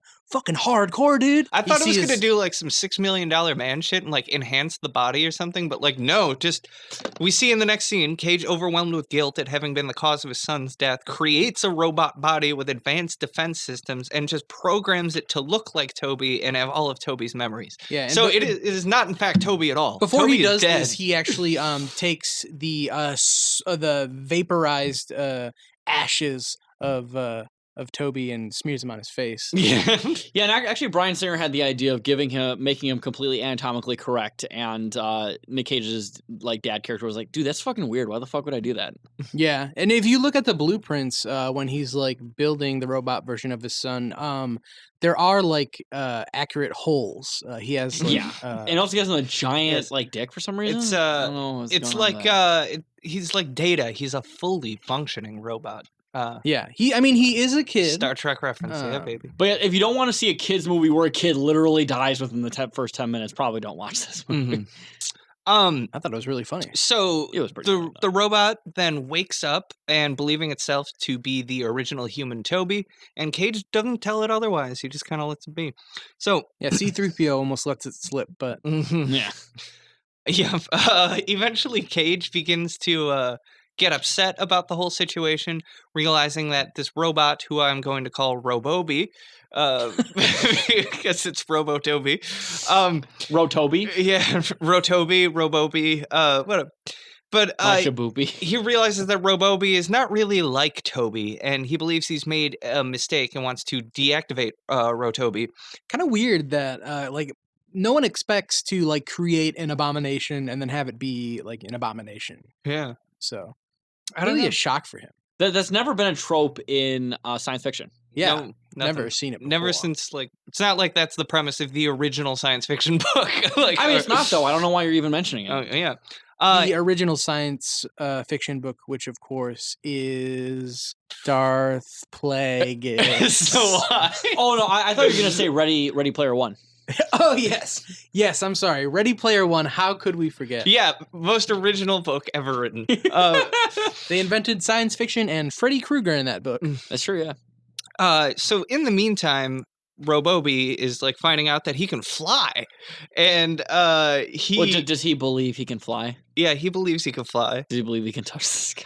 Yeah, but even he's against R. Kelly. So. Yeah. Well, I think him and R. Kelly would not get along very well, if you know what I mean. Mhm. Yeah, because he would short circuit. So he then returns home after realizing he can fly, and is told by Cage like, "Yo, you're a robot, and I don't want you anymore."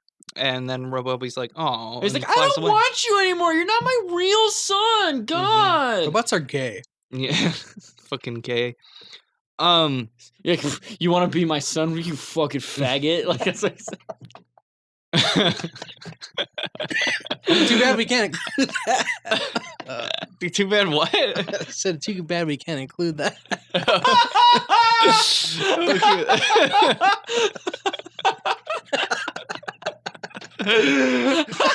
That's literally what happened. Yeah. Anyways, Since Rotobi flies away, the president finds Rotobi, finding him like on some scanners because they can sense the blue core that is powering him. I forgot to mention that Robobi is powered by the blue core that blue we were core's talking about matter, before, and it is the only one in existence. It's as a far as we blue know. core Pentium ion processor. Yeah.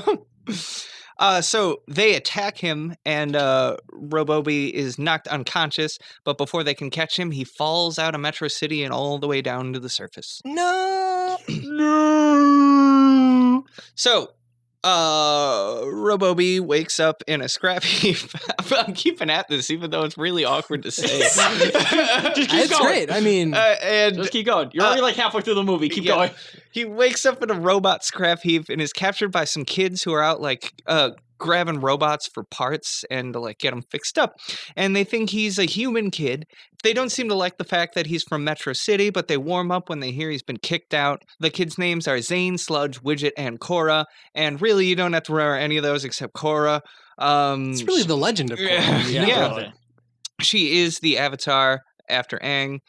They don't really talk long, though, before Robobi is rescued by the Robot Revolutionary Yes, Front. by British robot communists. Yeah, by British robot And it's communists. not subtle. Baymax. They literally have posters of Stalin, Trotsky, and Lenin. Yes, they do, and they say that they are dedicated to freeing robots from slavery by humans by any means necessary. And here's the thing, though. I do like that the fact they included fascism and communism in a kids movie. Yeah. Well, to be fair, this is you said Chinese production, right? Imagi.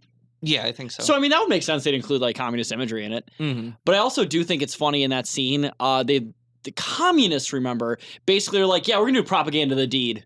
Yeah. to Mr. to Dr. Hamegg, Yeah. who's a character we'll talk about later on. But they're literally like, yeah, we're gonna go up to him and then we're gonna tickle him and it'll make the robots rise up. And like, so first off, they put communism, fascism, and propaganda of the deed in a kids movie, and you're wondering why this movie didn't do very well at the box office. And also dead kids. Don't forget like a vaporized dead kid. Mhm. The best part Yeah. is the dead kid. And also Nick Cage dropping an F-bomb because like, I don't want you as my son. What the fuck? Yeah. Get the fuck out of here! Nobody wants you. Yeah. Get out of here! The Robot Revolutionary Front is not very effective because robots have to follow the laws of robotics, which are the exact same as the Isaac Asimov ones. They can't. Yeah. Yeah, I don't know. I mean, humans to be fair, they humans. can't be any less effectual than Robert's rules. Yeah, true. Oh my god.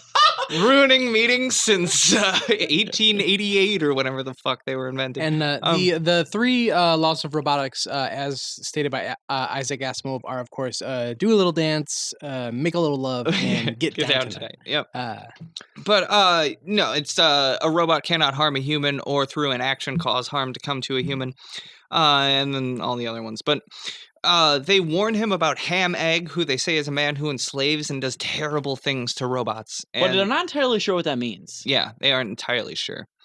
So they also name him Astro, and Robobi takes a liking to that. So now he's kinda- going to be Astro, not Robobi. It's kind of anymore. cool, and not, Astrobi. and I won't spoil it too much, but the robot communists are right, and they also give the main character his name, so they're like the most consequential side characters in the entire fucking movie. It's true. Despite being ineffectual in their means, they are very consequential to the plot overall. Just like real communists. Yeah, it's true. The kids break in and take him back. They still don't know he's a robot, but yeah. Then we see the president threatening Cage until Cage relents into saying that he will deactivate Astro and give them back the blue core if they capture Astro and bring it back to him. So Yeah, and his dad's like, oh, dude, I mean, yeah, you can just like take it. That's cool, whatever. I'm Yeah. fine with that shit, whatever. bug it. So then Astro goes with the kids to meet Ham Egg, who repairs old robots, as he says, because he loves robots. He loves them. They're great. And I believe they have a dinner where they serve green eggs, right? Yes. So green eggs and ham eggs. Hey. I will not fix you, Robobi. Adobe. Robobi Adobe. Anyways, Ham Egg cares for all the other kids there who found Astro and who are all orphans, essentially. Astro is immediately accepted as a member of the family. Yeah, they have a whole initiation thing where they like make him cut off part of his finger. and he's a made man now. Yeah. We'll talk about Japanese influence, though. That was a Yakuza influence. Yeah. So Astro goes out looking for scrap with the other orphans, and they find an old construction robot, which is huge. And Astro goes into the robot, sees it's named like Zog, and uses his blue core to reactivate it. So Zog is played by Samuel L. Jackson. But so they clean up Zog in a montage to the Supergrass song "All Right," which is kind of cool to see in there. I like that song. Yeah, I was fucking basically slapping my knee and tapping my foot whole time. Mm-hmm. Sorry. No. Okay. And then late at night, Astro finds Cora apparently trying to call home to her parents in Metro City. And evidently she's not really an orphan. She just ran away from home and she still kind of misses her parents and wants to talk to them. And you can tell she's the love interest because she got like multicolored streaks in her hair. Yeah, she's got another color streak in her hair. She's the basically- only girl, and She's appropriated orphan culture. Yeah. A girl like that, 4 years older, like that is the look of a girl that every emo frontman has made a song about. Yeah, true.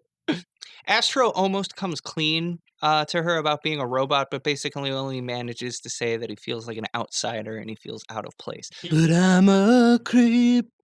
I don't belong here. I'm a robot. The hell is he doing here? So the next day they enter Zog into the robot games, which Astro at that point finds out is basically gladiatorial combat. He's like, Hamag, what the fuck? I thought you said you love robots and you make them fight to the death. And Hamag is like, well, yeah, I do love them. But at the end of the day, they're just cold, unthinking machines here to serve us, which is why I'm cool doing this, and just zaps and immobilizes Astro. I love how everyone in this movie is just basically racist towards robots. Mm-hmm. Really fucking racist to him. It's hard not to be. They're kind of creepy. That's true, yeah. And he immobilizes Astro, like having discovered that he's a robot.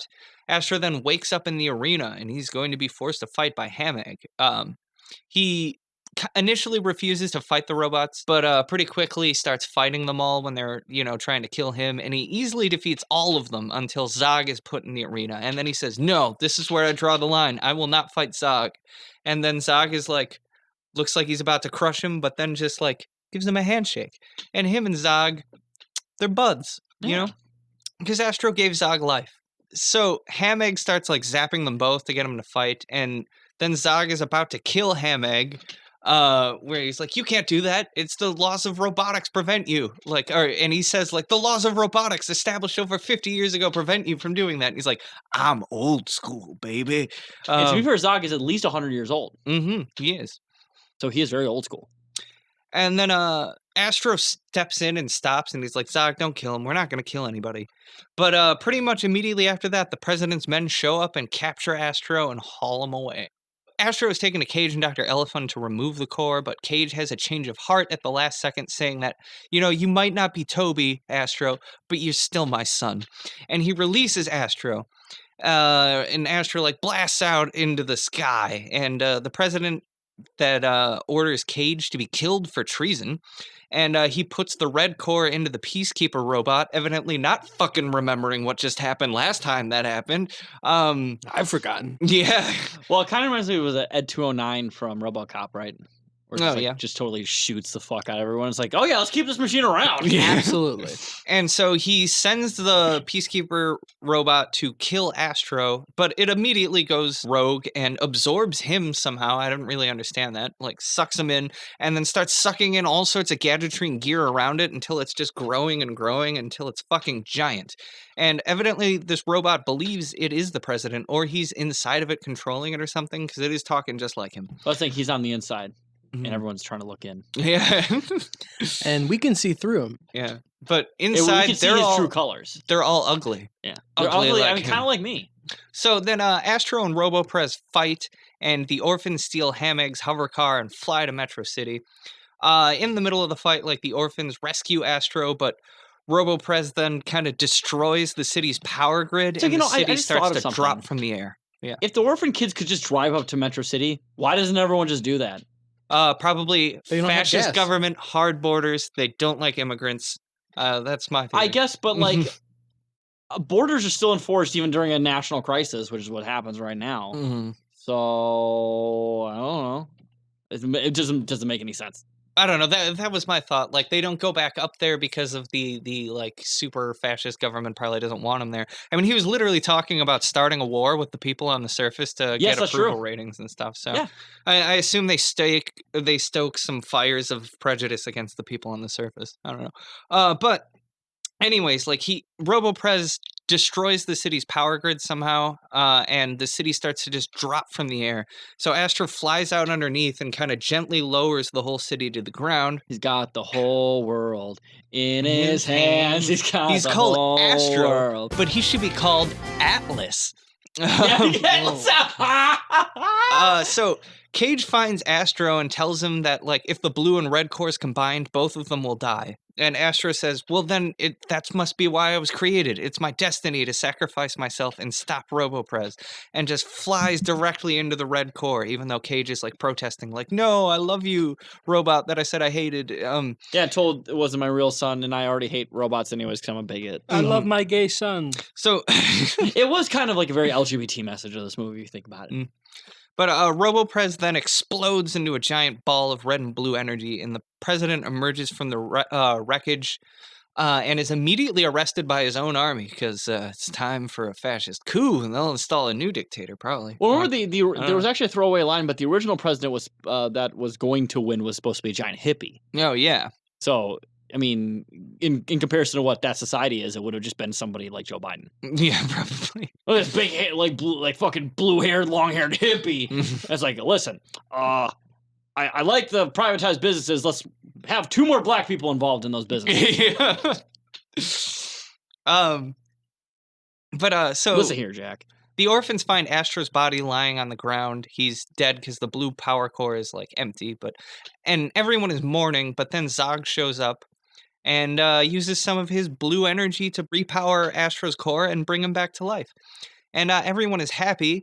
And then immediately an alien attacks. It's kind of random, but it's just like Astro flies to save the city, saying like, "It's my destiny." Well, a giant personification of hentai comes. Yes, it's Try to a rape giant everyone. tentacle monster with a Yes. big eye, and I'm not joking. Or that is That's literally what it is. It's just jizzing everywhere. Yeah.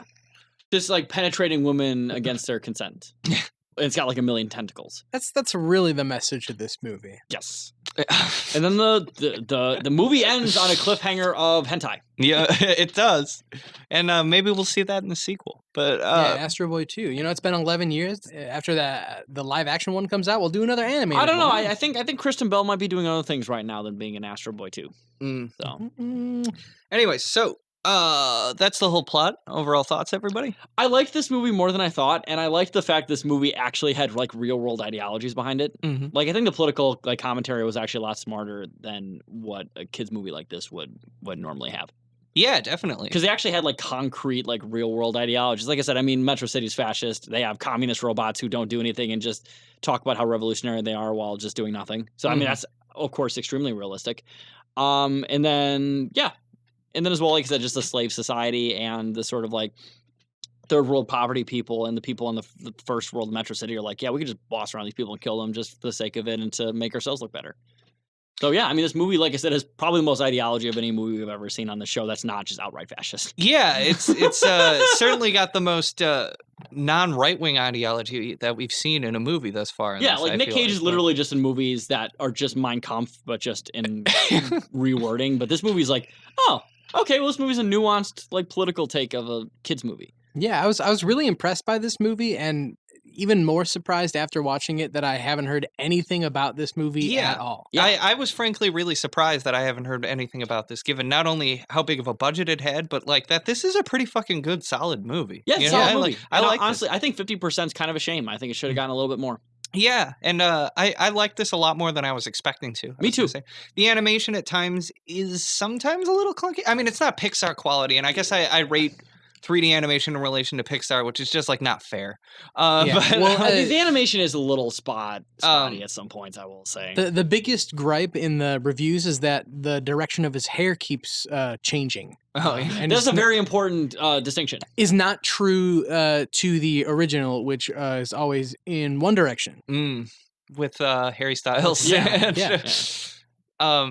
But anyway, yeah, I was gonna say like sometimes The parts where it's noticeable is with like perspective shots when there's stuff in the foreground. It looks a little awkward, but I don't think it's good enough, and like it's certainly Yeah. great for I think the time there too, even. But I think for the budget, the animation could have been a little bit better though, because the Yeah. budget's $65 million. I mean, I know they gave $29 million of that to Nick Cage, probably, but they still could have did a little bit better. Yeah, it's no Flushed Away or Robots or Chicken Run, but Yeah. pretty good. Yeah. Mhm.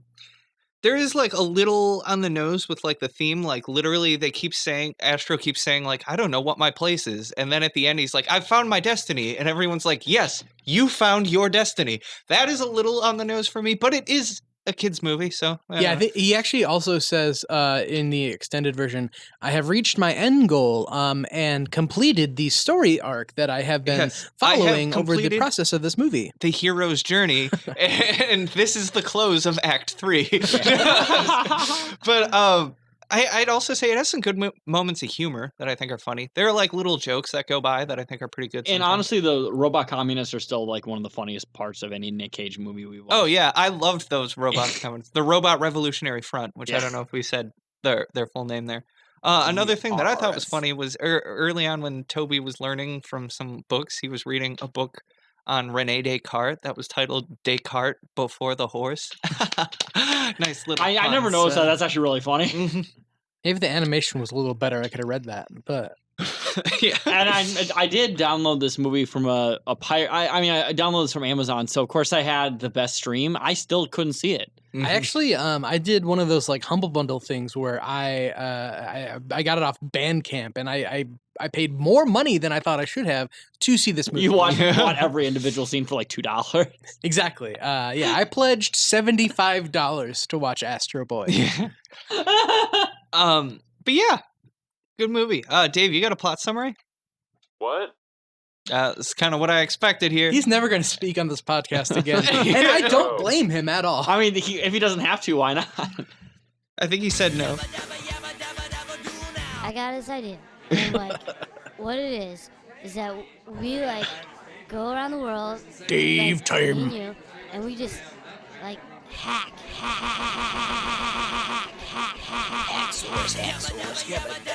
Hack now. Yabba dabba yabba dabba yabba dabba yabba hack now. It's a very musical podcast, and I appreciate that. Yep. Good review, Dave. Yeah. Good. Good Good. review. Good synopsis. Yeah. Good synopsis. Yes. Yeah. Yeah. So are we have any That was sis with a C too. No. You cis bastard. Oh yeah, that's true. Yeah. I do have some reviews. A lot of disgruntled parents, obviously, because of the dead kid thing, and like I said, a lot of people commenting on his hair changing from scene to scene. There's one I didn't person- even notice that. I didn't either, but there was one person that was like, I used to draw Astro Boy all the time as a kid, so I know what direction his hair is supposed to go. And I was like, who gives a fuck? I don't know. My first review comes from Allison, who writes, good movie, not too scary. It is pretty scary. This I movie's mean, a pretty fascist dictatorship is a scary thing. We'll No, say seriously, yeah. that. Metro City is fucking frankly terrifying. Mhm. Yeah, but she was not scared by that at all. No. And Allison says, my 6-year-old son loved this movie. I was hesitant to show him the movie due to the comments about the way the child dies, but it didn't upset him very much. You It's should- probably because he wasn't character wasn't developed at all before he died. Yeah. or your kid's broken. I don't know. I cried. No, I'm just kidding. Dr. Tenma tried to You open. can admit this podcast. We can talk about. I will. our Okay, feelings. I will. I'm not afraid to cry, and to prove that, I want to admit something that I shouldn't admit on air. Mhm. I watched the Jamie Lee Curtis, Lindsay Lohan movie Freaky Friday the other day, and it did make me cry. Impressive. Dr. Tenma tried to open the door, but was unable to do so. One of the comments made it seem like he allowed the boy to die, but that wasn't the case. My son understands death is a part of life, so he was overall okay when it happened. I was put off by the way Dr. Tenma rejects Astro Boy because he's not an exact replica of his son, but he realizes his mistake later on. It's a good movie and not too disturbing for young kids. My son is in an adventure stage with regard to movies, so it was a blast for him. And to be fair, it's not particularly surprising that Dr. Tenma doesn't really latch onto his robot son for not being completely him, because he is like a violent fascist authoritarian. It's true. It's weird because So like the idea he has a of, bit of a change of heart at the end. yeah, so like the idea of someone like that being like, you're not completely what I want, be gone with you, is totally like in line with a character like that. So Yeah. it makes a lot of sense actually. and it's weird that he even bothered to rebuild the son since he pretty obviously didn't want him in the first place. Yeah. So I have a review from Christy K, who writes, cute movie, my 9-year-old daughter and I loved it. This was a very cute movie. I am sure there was a political type message, but I saw this as just a cute movie. He sure does resembles the old big boy. I don't know what that means. The- oh, the- wait, oh my big god, boy. the hamburger. Yeah. So wait a Dude. second. Said I think there's a what was that? You said I am sure there was a political type message, but I saw this as just a cute movie. I'm sure the message is pretty fucking blatant. They literally Yeah. have Stalin, Trotsky, and Lenin posters at one point. Yeah. But on the other hand, it's just cute. That's true. I mean, politics is only like purple-haired lesbians in video games. Oh yeah. It's the only politics that exists. Yeah, it's not like every movie it has a politics to it, and if you don't see the politics to it, it just means that you accept the politics so inherently that you don't see them as political. That's not a thing. I mean, to be fair, no. the only political act ever in a movie was when they made Zendaya Mary Jane in that Spider-Man movie. Yeah, and this next review actually set off Brian Singer's Google alert. Carol Andrews writes, touching kid movie.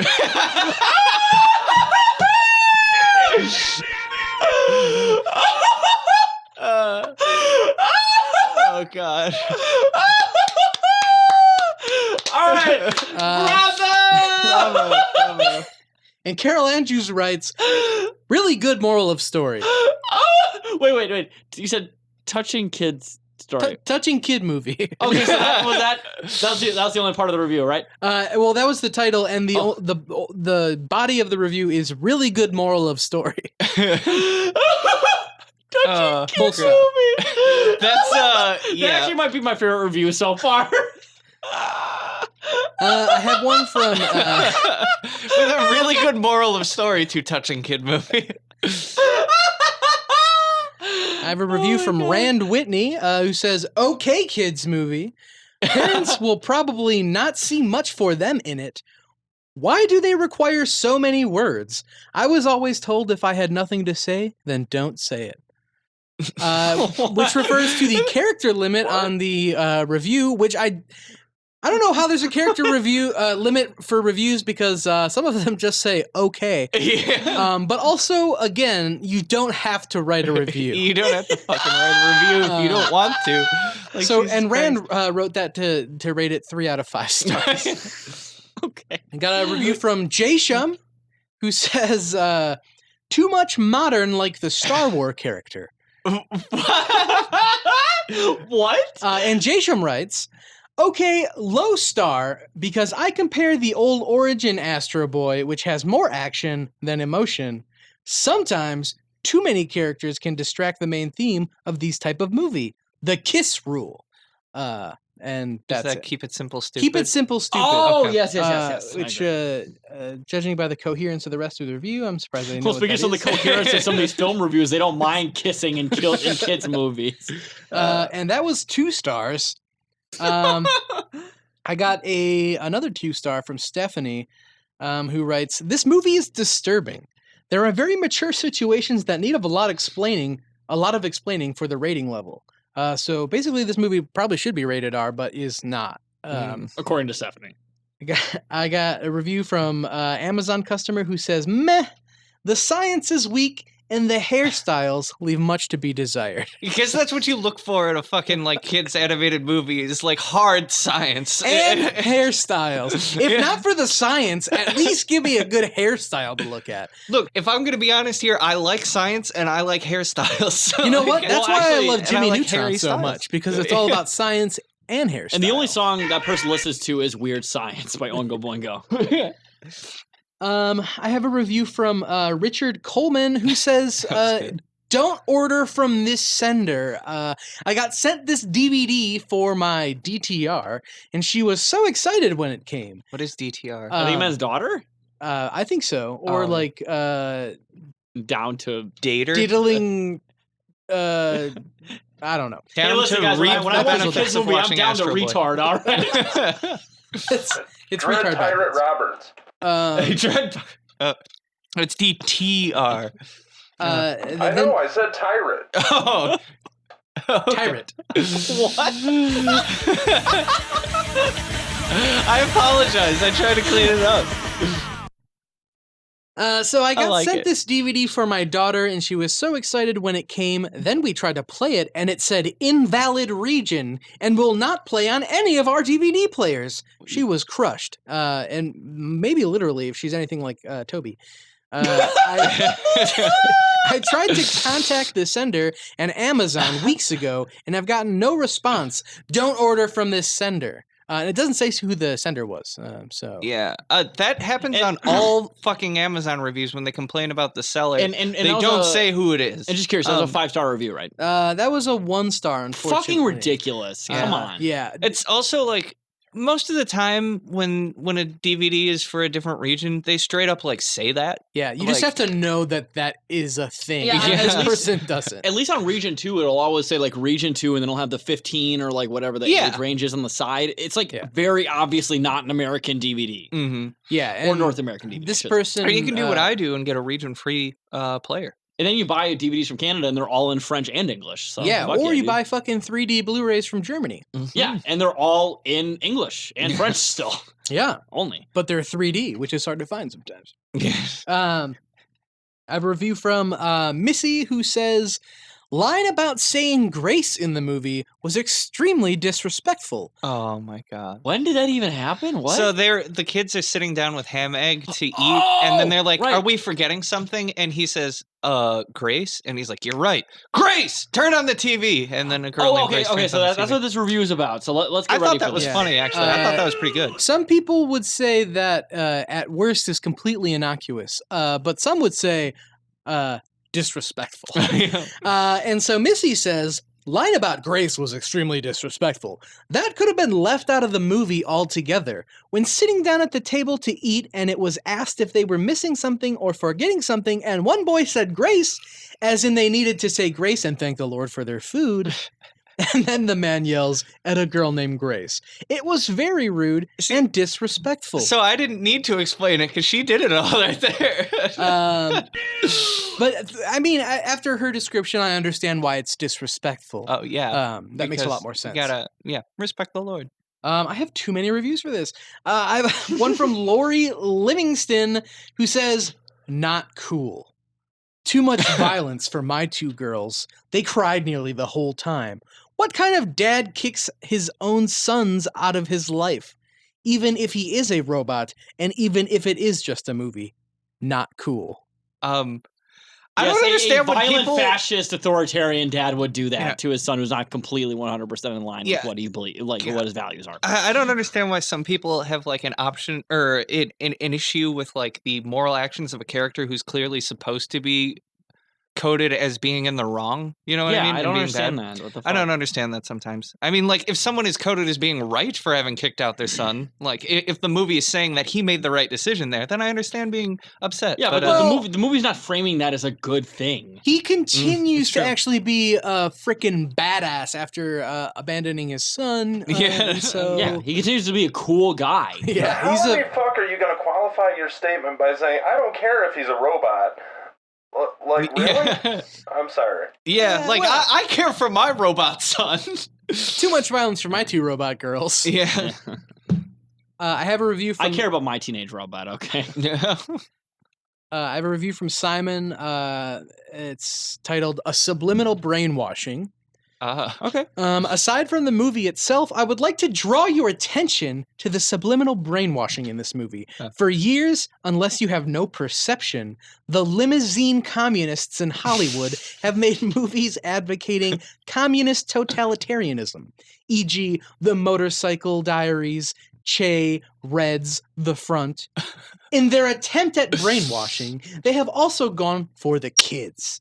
In this particular movie, you have a couple lovable robots who are adorable Marxists. And now you can imagine what the liberals' reaction would have been if the couple of lovable robots would have been adorable Nazis. And then the liberals wonder why nobody can stand them. To be fair, there were plenty of adorable Nazis in this movie too. Yeah. And that's it. That's it for that review. I have one last review. Oh God, I'm excited. From Harkin, who says, "What a terrible movie. Okay. Astro Boy is a contrived, incongruous, muddled pile of steaming dreck. I'd add sanctimonious too, but before you can have sanctimony, the movie would need a coherent message. Mr. David Bowers, you not only owe me 90 minutes of my life spent watching this vapid drivel, but the countless hours I will no doubt have to spend unsticking the residue of your movie from my child's worldview. It isn't just the moral confusion of this film, but the overall shallowness therein. I read now that there is an adaptation from a Japanese manga series. That makes sense because this movie acted like it was trying to pack a novel into a 90-minute montage. At the end of the film, the writers expected you to care about the characters who have had all of 3 lines and pretty much no development. Perhaps intriguing messages are given the barest, often contradictory treatment. Somewhere buried in the cardboard performances of Nick Cage, Donald Sutherland, and even Samuel Jackson, who plays a bit part, I'm sure there was an attempt at a message. Perhaps it is be good to the environment because the movie... This is a really boring review, I'm sorry. It's okay. No, I'm just like seething with anger at this person. Be good to the environment because the movie starts off explaining to us that the world was long abused by humans, some of whom escaped to a utopian floating city where they live a life of paradise on the backs of robots. But then, we never follow up from that initial message. Indeed, later as the movie progresses, we see that the surface is full of rolling green fields and bright sunny days. So maybe the message is, treat everyone equally. We see that the robots of this world are mistreated and discarded like so much trash. And yet, I can't see how the writers expected us to feel sorry for the robots since 90% of the comic relief comes from slapstick robot gets smashed routines. So we go through scene after scene, laughing at the wanton dismemberment of hilarious robot victims, only to be told that the mistreatment is horrible, followed by another dozen scenes of hilarious robot explosions. Maybe it's that communism wasn't such a bad thing after all. The Robot Revolutionary Front is a lighthearted trio of robotic misfits that repeatedly call our attention to the plight of robots. Their headquarters is filled with posters lauding Trotsky and Lenin, and they courageously attempt to help the hero at every turn. Of course, the message seems to be these guys are benign incompetents, as every such attempt ends unsuccessfully, which, if their intention is an outright atrocious misrepresentation of communism, you know, the system of government that killed 100 million plus people I knew over that the was last coming. I 100 knew that was years, coming. I knew it. on the part of the writers. Indeed, part of me wonders if this movie is just an attempt to say that humans are worthless blights on the face of creation. I don't think it was an active decision of David Bowers to give this message. Rather, I think he just let his own personal self-loathing seep into the film at every point. So there you go, a movie with substandard acting, shallow and cliche characters, contrived plot, and a message as incoherent as it is self-loathing. How could anyone give this more than 2 stars? I give it 1 because it didn't look horrible. So that review was longer than the movie itself. Yeah, that review was longer than the fucking movie. It's full of a bunch of, I don't know. Like, I half of that went in one ear and went right out the other because it was kind of what I was expecting to hear. And also, like... Can I just say that he starts off by saying that he's going to have to spend like an immeasurable amount of time trying to scrub this out of his child's brain, but then goes on to clarify that he has no idea what the fucking movie was actually about. Yeah. He's talking about how it's meant to brainwash his child, but also has no coherent message in his dumb. I don't know. This just strikes me as a person who got kind of offended at it. And also, like, objectively, the communist robots are, like, right. Oh, yeah. They're completely right. I mean, people, like, destroy robots and discard them. I have to scrub this out of my kid's brain. It's about how we should treat the environment good. Yeah, It really is like that. And also, by the way, calling environmentalism nihilistic, which is like, dude, what? I don't fucking understand. This How person can exists you in a be whole separate nihilistic mind while palace. caring about like the future? But Yeah, okay. this honestly, that review was, like that person lives in a different mind palace than we do. Like, Yeah. He Jesus spends Christ. so much time on his like ridiculous thesaurus thing that he's upset. Yes. Yeah, That was the thing I was going to say. Like right off the bat, it's like this guy just liked to page through his thesaurus. that might like have been the most first insufferable review since the racist World Trade Center review. Yeah. This guy is a true blue intellectual, and so I just wanted to include his opinion, even though it made me a little bit lightheaded to read it. And that's all I have. I got way too many reviews for that, but you know what? No, it's all good. It's all good. It's the best movie ever made. I fully agree. All right, do you have anything to add? No, I think that's all I got for this right now. So I guess Should we vote or make this longer? I think we should vote. I think we could stretch it out for a good another Is anybody 45 still minutes. listening? Yeah, At this point, I think even I would have tapped out during that. So Dave, do you want to give us a countdown? What? Count down. Okay, we're not playing this song and dance anymore. I know that there's no level I can push you to, so I'm just going to this.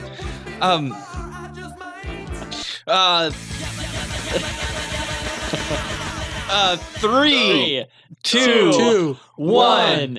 Kiss Astro of Boy. death. Cage, why not?